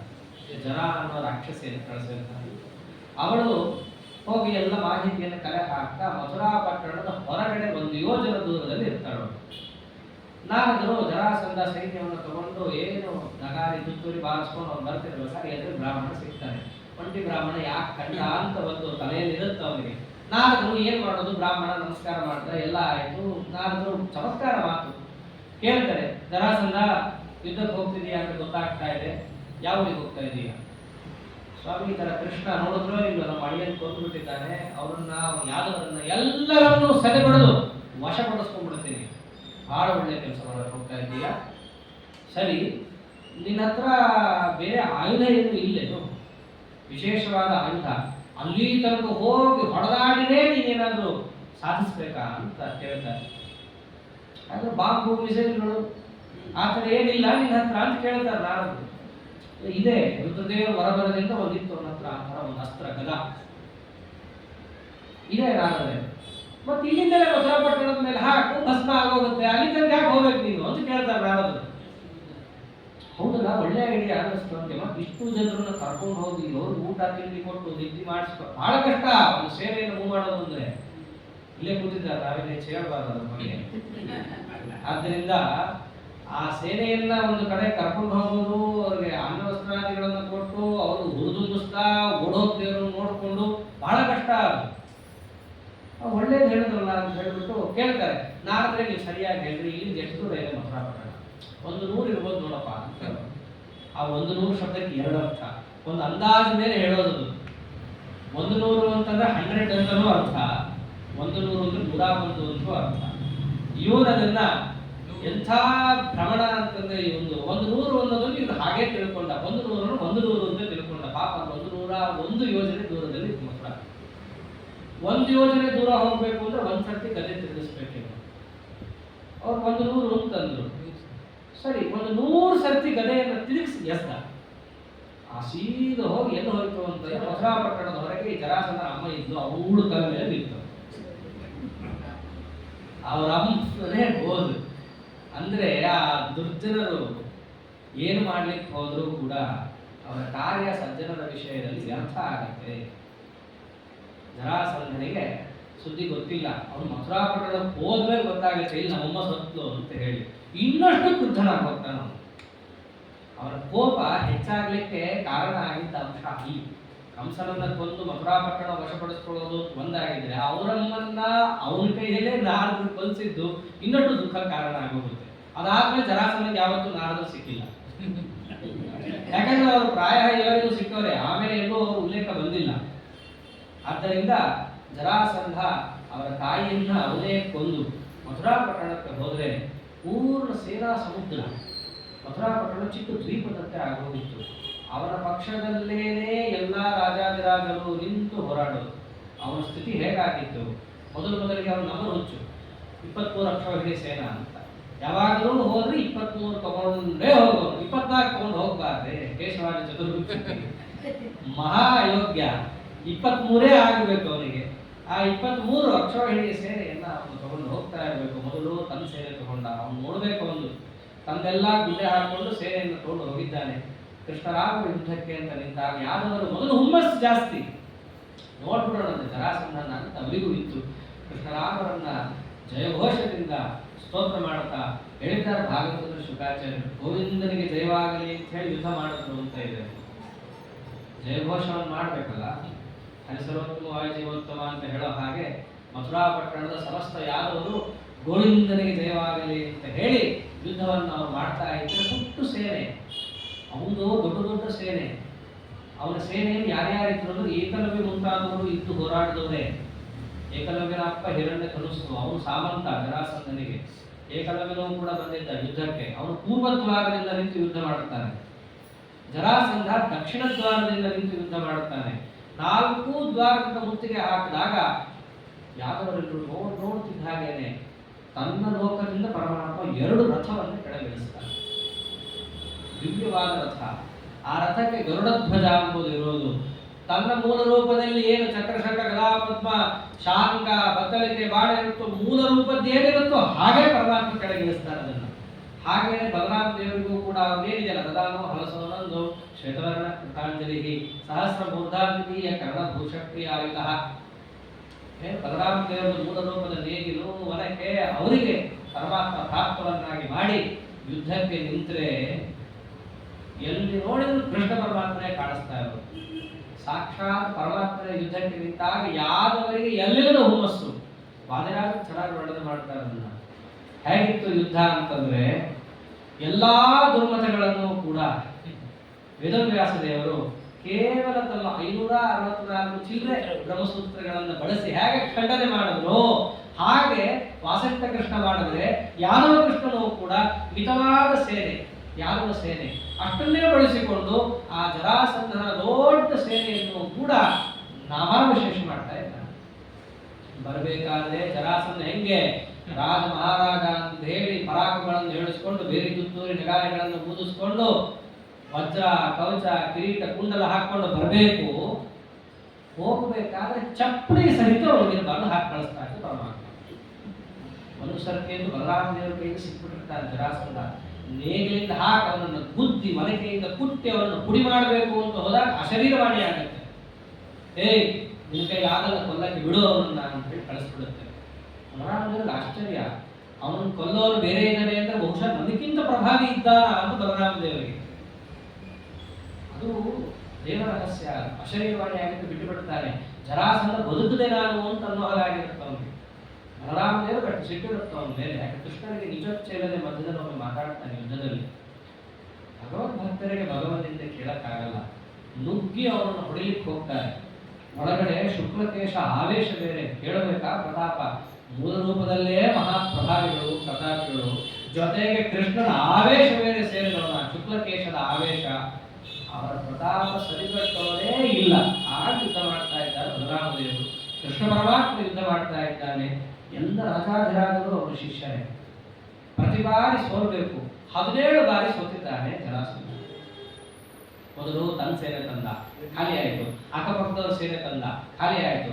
ಬಾಣಾಸುರನ್ ಸೇನೆ ತಂದ, ಅದು ಖಾಲಿ ಆಯಿತು. ಅವರೆಲ್ಲ ಫ್ರೆಂಡ್ಸ್, ಇಬ್ರು ಶಿವಭಕ್ತರಲ್ಲ. ನೀನು ಶಿವಭಕ್ತ, ನಾನು ಶಿವಭಕ್ತ ಅಂತ ಹೇಳಿ ಅವರಿಗವರು ಸಹಾಯ ಮಾಡ್ತಾರೆ. ಮುಸ್ಲಿಂ ಅಂತ ಹೆಂಗೆ ಮಾಡ್ತಾರಲ್ಲ ಹಾಗೆ. ಎಷ್ಟೇ ಒಳಗೊಳಗ ದ್ವೇಷ ಇದ್ರೂ ಯದ್ಯಪಿ ಬಾಣಾಸುರನಿಗೂ ಜರಾಸಂಧನಿಗೂ ಗಲಾಟೆ ಆಗಿರುತ್ತೆ. ಆದರೂ ವಿಷ್ಣು ಅಂತ ಬಂದ ಕೂಡಲೇ ಎಲ್ಲ ಒಂದಾಗ್ಬಿಡ್ತಾರೆ. ಹಾಗೆ ಬ್ರಾಹ್ಮಣರು ಅಂತ ಬಂದೆಲ್ಲ ಸೇರ್ಕೊಂಡ್ಬಿಡ್ತಾರೆ. ಹಾಗೆ ಎಲ್ಲರೂ ಒಂದಾಗಿ ಅವನು ಎಲ್ಲಾ ಸೇನೆಯನ್ನು ಕೂಡ ಅವನ ಹೆಸರೇ ಅದು ಕಾಶ್ಯತೀತಿ ಕೃಷ್ಣ. ಇದ್ದಲ್ಲೇ ಎಳೆದು ಪರಮಾತ್ಮ ಅಲ್ಲಿ ಎಷ್ಟು ಭೂಭಾರ ಇರಬೇಕು. 18 ಅಕ್ಷೋಹಿಣಿ ಸೇನಾ ಯುದ್ಧ, ಒಂದರಲ್ಲಿ 7, 1 11. ಇಷ್ಟಕ್ಕೆ ಮಹಾಭಾರತ ಅಂತ ನಾವು ಕರಿತೀವಿ. ಅಂಥದ್ದು ಜರಾಸಂಧ ಪ್ರತಿ ಬಾರಿನೂ ಕೂಡ 23 ತಂದೊಂದೇ ತಾನೇ 23 ಅಕ್ಷೋಹಿಣಿ ಸೇನೆಯನ್ನು ತರ್ತಿದ್ದಾನೆ ಅಂದ್ರೆ ಎಷ್ಟು ದುರ್ಜನರು ಆ ಕಾಲದಲ್ಲಿ ಭೂಮಂಡಲದಲ್ಲಿ ಇದ್ರು. ಅದಕ್ಕೆ ಹೇಳಿದ್ದು ಭೂಭಾರೋ ಧಾರಣಾಯಕ, ಸುಮ್ಮನೆ ಹೇಳಿದ್ದಲ್ಲ. 18 ಅಕ್ಷೋಹಿಣಿ ಸೇನೆಯನ್ನು ಸುಸ್ತಾಗೋಗಿದ್ದೀರಿ. ಅಂಥದ್ದು ತಾನೊಬ್ಬನೇ ಯಾದವ ಪಕ್ಷದಲ್ಲಿ ನಿಂತು 23 × 17 ಮಾಡ್ರಿ, ಅಷ್ಟು ಸೇನೆಯನ್ನು ಒಬ್ಬನೇ ನಿಂತು ಎದುರಿಸಿದ್ದಾನೆ ಪರಮಾತ್ಮ. ಆ ರಾಜಕೀಯ ಚಾತುರ್ಯನೂ ಕೂಡ ಹರಿವಂಶದಲ್ಲಿ ಬಹಳ ಚೆನ್ನಾಗಿ ವರ್ಣನೆ ಮಾಡ್ತಾರೆ. ಅವ್ರು ಯುದ್ಧವನ್ನೇ ಹೇಗೆ ಮಾಡಿಸ್ತಾ ಇದ್ದ, ಬಲರಾಮದೇವರು ಹೇಗೆ ಹೋಗಿ ಯುದ್ಧ ಮಾಡಿಸ್ತಾ ಇದ್ರು. ಸಣ್ಣ ಸಣ್ಣ ಸೈನಿಕರನ್ನೆಲ್ಲ ಪರಮಾತ್ಮ ಹೊಡೆಯಕ್ಕೆ ಹೋಗ್ತಾ ಇರಲಿಲ್ಲ. ಯಾರು ಸೇನಾ ನೇತಾರರಿದ್ದಾರೋ ಅವರನ್ನೇ ಟಾರ್ಗೆಟ್ ಮಾಡ್ತಾ ಇದ್ದಾರೆ. ಅವರನ್ನು ಹೊಡೆದ ಕೂಡಲೇ ಈ ಚಿಕ್ಕ ಪುಟ್ಟ ಸೈನಿಕರೆಲ್ಲ ಓಡಕ್ಕೆ ಹೋಗ್ತಾ ಇದ್ರು. ಅವರನ್ನ ಪರಮಾತ್ಮ ಏನ್ ಮಾಡ್ತಾರೆ, ಹಿಂದಿಂದೆಲ್ಲ ಹೊಡಿತಿರಲಿಲ್ಲ, ಮುಂದೆ ಹೋಗಕ್ಕೂ ಜಾಗ ಇರದೇನೋ ಮಾಡಿ ಪುನಃ ವಾಪಸ್ ಬಂದು ಹೆದರಿಕೊಂಡು ಕೂತಿರ್ಬೇಕು. ಅವಾಗ ಹೊಡಿತಾ ಇದ್ರು. ಯಾರವರು ಮಾತ್ರ ಯಾರೇನೋ ಕಾರಣ ತೋರಿಸೋರಲ್ಲ ಯುದ್ಧದಲ್ಲಿ. ಯುದ್ಧ ಅಂದ್ರೆ ಹಾಗೆ ಇರುತ್ತದು. ಅಲ್ಲೆಲ್ಲ ಅಯ್ಯೋ ಪಾಪ ಅನ್ನುವಂಥ ಮಾತೇ ಇರಲ್ಲ. ಯುದ್ಧ ಅದು ಹೋರಾಡಕ್ಕೆ ಅಂತಾನೆ ಬಂದ ಮೇಲೆ ಅಯ್ಯೋ ಪಾಪ ನಿನಗೆ ಇನ್ನೇನ್ ಮಾಡೋದು, ಗಾಯ ಆಯ್ತಾ, ಕೆಳಗೆ ಬಿಡಿಸ್ಕೊಂಡೆ, ತಗೋಪ್ಪ ಎತ್ಕೊಂಡು ಆಗ ಹೊಡಿತಿ, ಹಿಂಗೆಲ್ಲ ಮಾತೇ ಇಲ್ಲ. ಯುದ್ಧಕ್ಕೆ ಅಂತಂದ್ರೆ ಬೀಳಿಸ್ಕೊಂಡು ನಿನ್ ತಪ್ಪದು, ನಾನೇನ್ ಮಾಡಲಿ. ಅದೊಂದು ಮಾಗದ ಸೇನೆ, ಅಲ್ಲಿ ನೋಡ್ಕೊಂಡು ಮಾತಾಡಕ್ಕೆಲ್ಲ ಪ್ರಸಂಗವೇ ಇಲ್ಲ. ಬಹಳ ಚೆನ್ನಾಗಿ ವರ್ಣನೆ ಮಾಡ್ತಾರೆ ಯುದ್ಧವನ್ನೆಲ್ಲ. 17 ಬಾರಿ ದಂಡೆತ್ತಿ ಬಂದಾಗ ಬರ್ತಾನೆ ಇದ್ದಾನೆ, ಎಷ್ಟೋ ನಿಲ್ತಾನೆ ಇಲ್ಲ. ಅವಾಗ ಅಲ್ಲಿ ವಿಕದ್ದು ಅಂತ ಒಬ್ಬ ಯಾದವ ಹಿರಿಯ, ಅವನು ಎದ್ದು ಮಾತಾಡ್ತಾನೆ ಸಭೆಯಲ್ಲಿ. ಕೃಷ್ಣರಾಮರನ್ನ ಕೂಡಿಸಿ ಉದ್ದೇಶಿಸಿ ಮಾತಾಡ್ತಾನೆ. ನೀವು ನಮ್ಮಲ್ಲಿ ಇದ್ದೀರಾ ಅಂತ ಹೇಳಿ ನಮಗೆ ಹೋರಾಡಕ್ ಆಗ್ತಾ ಇದೆ, ಇರೋ ಸತ್ಯ. ಆದ್ರೆ ಜರಾಸಂಧ ಇನ್ನು ಎಷ್ಟು ರೀತಿ ಈ ತರ ಬರ್ತಾನೆ ಗೊತ್ತಿಲ್ಲ. ಈಗಾಗಲೇ 17 ಸರ್ತಿ ಬಂದಿದ್ದಾನೆ. ನಾವು ಹೈರಾಣ ಆಗೋಗಿದೆ, ನಮಗೆ ಆಗ್ತಾ ಇಲ್ಲ ಕೃಷ್ಣ, ನೀವು ಪಾದಕ್ಕೆ ಬಂದು ಬಿದ್ದಿದ್ದೀರಿ. ಇಷ್ಟು ಹೇಳಿದ ಕೂಡಲೇ ದೇವರಿಗೆ ಅರ್ಥ ಆಯ್ತು, ನಿನ್ನಿಂದ ಇಷ್ಟು ಗಲಾಟೆ ಆಗ್ತಾ ಇದೆ. ನೀ ಕಂಸನ್ ಕೊಂದಿದ್ದಕ್ಕೆ ಜರಾಸಂಧ ನಮ್ಮ ಮೇಲೆ ಬಂದ, ನೀ ಕಂಸನ್ ಕೊಂದೇ ಇದ್ರೆ ಏನೂ ಆಗ್ತಿರ್ಲಿಲ್ಲ ಅಂತ ಒಂದು ಅರ್ಥ. ಇನ್ನೊಂದು ಅರ್ಥ ಸತ್ಯನೂ ಇತ್ತು, ಮಥುರಾಪಟ್ಟಣದ ಕೋಟೆಗಳೆಲ್ಲ ಶಿಥಿಲ ಆಗೋಗಿತ್ತು. 18 ಬಾರಿ ದಾಳಿ, 17 ಬಾರಿ ದಾಳಿ ಆಗಿದೆ. ಒಂದು ಕೋಟೆಗಳು ಉಳಿಯುತ್ತಾ, ಒಬ್ಬೊಬ್ಬ ಒಂದೊಂದು ಕಲ್ಲು ನೋಡಿದ್ರು ಆ ಕೋಟೆ ಬಿದ್ದೋಗುತ್ತೆ, ಹಂಗಿರುತ್ತೆ ಆ ಸ್ಥಿತಿ. ಅಂಥದ್ದು ನಮ್ಮ ಕೋಟೆಯೆಲ್ಲ ಶಿಥಿಲ ಆಗೋಗಿದೆ ಸ್ವಾಮಿ ಅಂತ ಹೇಳಿದಾಗ, ನನ್ನಿಂದ ಕಷ್ಟ ತಾನೆ, ನಾವಿಬ್ರು ಅಣ್ಣ ತಮ್ಮ ಹೊರಗೆ ಹೋಗ್ಬಿಟ್ವಿ ಅಂತಂದ್ರೆ ಅವನೇ ದಾಳಿ ಮಾಡಲ್ಲ ತಾನೆ, ಇರಬಹುದು ಅಂತಂದ್ರೆ ಅದು ಗೊತ್ತಿಲ್ಲ ಅವರಿಗೆ. ಯಾರಿಗೆ ಗೊತ್ತು ಯಾವ್ದ್ರ ಮೇಲೆ ಸಿಟ್ಟಿಂದ ಹೋದ್ರ ಅವರು ಮಾಡ್ತಿದ್ದಾರೆ ಅಂತ ಹೇಳಿ ಯಾವ್ದ್ರ ಮೇಲೆ ಬಂದ್ರು ಬಂದೆ ಅವರು ಒಂದು ಕೆಲಸ ಮಾಡ್ತೀನಿ. ಹಾಗಿದ್ರೆ ಈ ಕೋಟೆ ಶಿಥಿಲ ಆಗಿದೆ, ಹತ್ತಿರ ಪಾಟಲಿಪುತ್ರ ಮಗದಕ್ಕೂ ಈ ಮಥುರಾಗೂ ಬಹಳ ಹತ್ತಿರ. ಒಂದು ಕೆಲಸ ಮಾಡೋಣ, ನಮ್ಮ ಸ್ಥಳವನ್ನ ಬದಲಾಯಿಸೋಣ.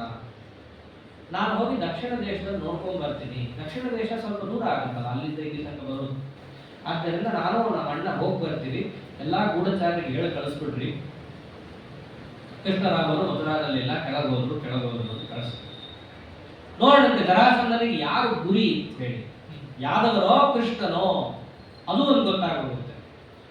ನೀವಂತೂ ಸೇಫ್ ಆಗಿರ್ರಿ. ಇದರಿಂದ ಎರಡು ಪರಮಾತ್ಮ ಉಪಾಯ ಹೇಳೋದು. ನಾನು ತಿರುಗಿ ಬರೋದೊಳಗೆ ಮಥುರಾ ಪಟ್ಟಣವನ್ನ ಬಿಗಿ ಮಾಡ್ರಿ ಅಂತ. ಸೇನೆ ಸ್ವಲ್ಪ ಇದ್ದದ್ದು, ಕೋಟೆ ಗಟ್ಟಿ ಇರಬೇಕು. ಇಂಗ್ಲಿಷಲ್ಲಂದಲ್ಲ, ಫಾರ್ಟಿಫಿಕೇಶನ್ ಅಂತ. ಗಟ್ಟಿ ಮಾಡ್ಕೊಳ್ರಿ ಮಥುರಾ ಪಟ್ಟಣ. ನಾನು ಹೋದಾಗ ಅವ್ನು ನಿಮ್ಮೇನಾದ್ರೂ ಯುದ್ಧಕ್ಕೆ ಬರಲ್ಲ, ನನ್ನ ಮೇಲೆ ಬರೋದು. ಅಷ್ಟನ್ನು ಮಾಡ್ಕೊಳ್ರಿ ಅಂತ ಹೇಳಿ ತಾನು ಗೋಮಂತಕ ಪರ್ವತಕ್ಕೆ ಬಂದು ಅಲ್ಲೆಲ್ಲ ನೋಡ್ತಾನೆ, ಈ ಕೋಟೆ ಕಟ್ಬೋದಾ? ಯಾಕೆ ಬೆಟ್ಟ ಮೇಲಿದೆ, ಬೆಟ್ಟದ ಮೇಲೆ ಕೋಟೆ ಕಟ್ಟಿದ್ರೆ ಶತ್ರುಗಳು ಹತ್ಕೊಂಡು ಬರೋದೆಲ್ಲ ಬಹಳ ಕಷ್ಟ. ಇನ್ನೊಂದು ಮಾತಂತಾರೆ, ಸಾಮಾನ್ಯವಾಗಿ ಕೋಟೆಯ ಸುತ್ತ ಒಂದು ಕಂದಕ ಅಂತಿರುತ್ತೆ.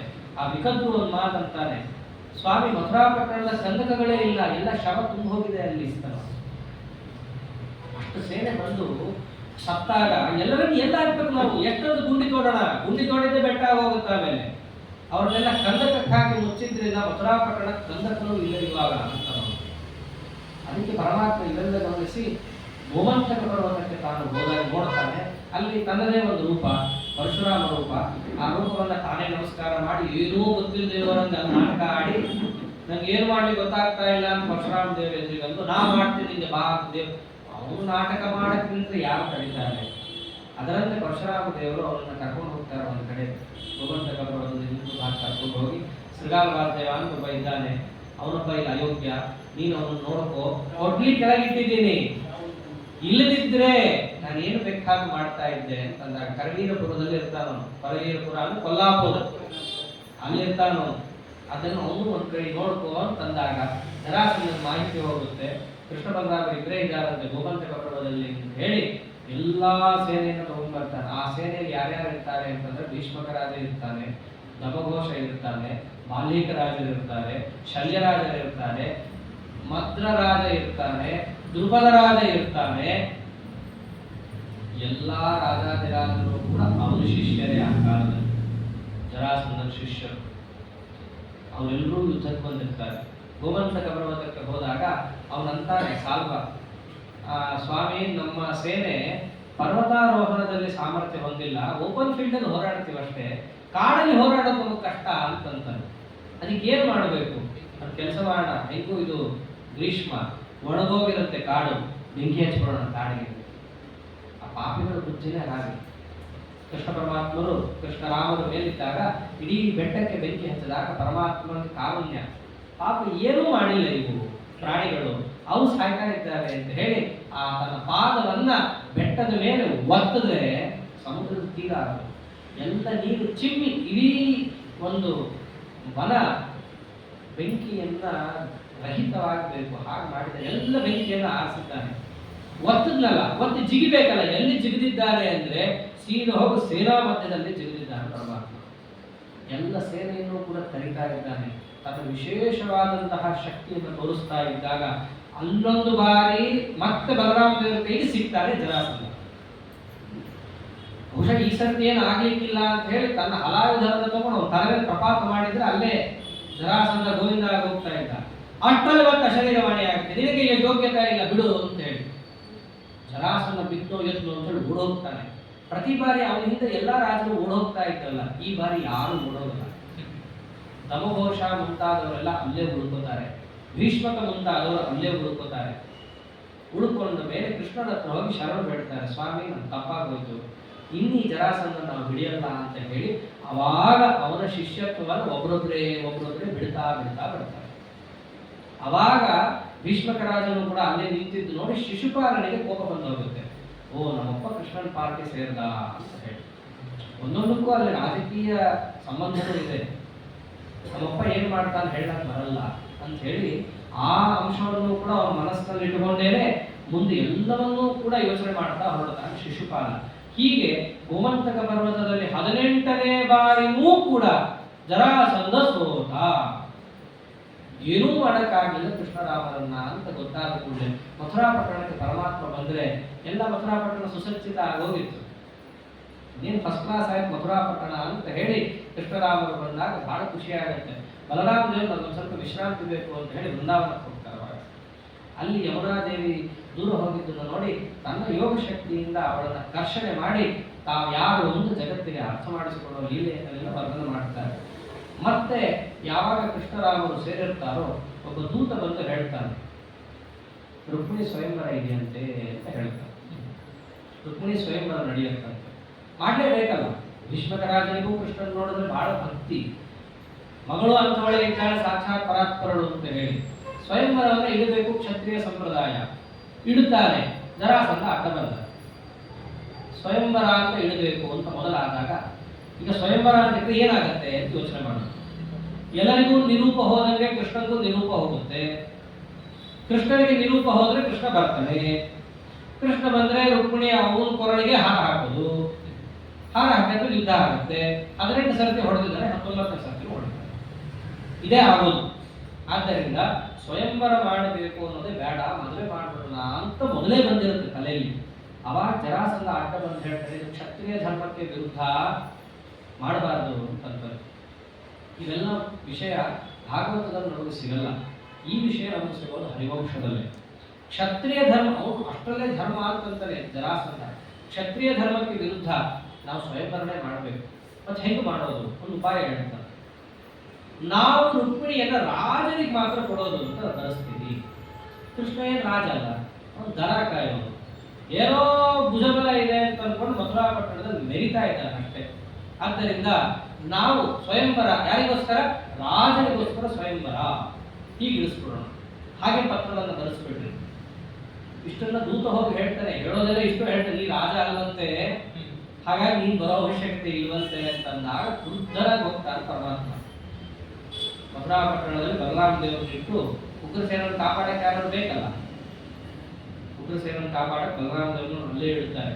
ಸ್ವಯಂ ತಾನು ಗರುಡ ವಾಹನನಾಗಿ ನೋಡೇ ಬಿಡ್ತೀನಿ ನನ್ನ ಕೈ ಹೋಗೇ ಬಿಡೋಣ ಅಂತ ಹೋಗ್ತಾ ಇದ್ರೆ ಎಲ್ಲರೂ ತಯಾರಾಗಿದ್ರು. ಕೃಷ್ಣ ಬರ್ತಾನೆ ಸ್ವಯಂವರಕ್ಕೆ, ನಾವು ಅವಮಾನ ಮಾಡೋಣ.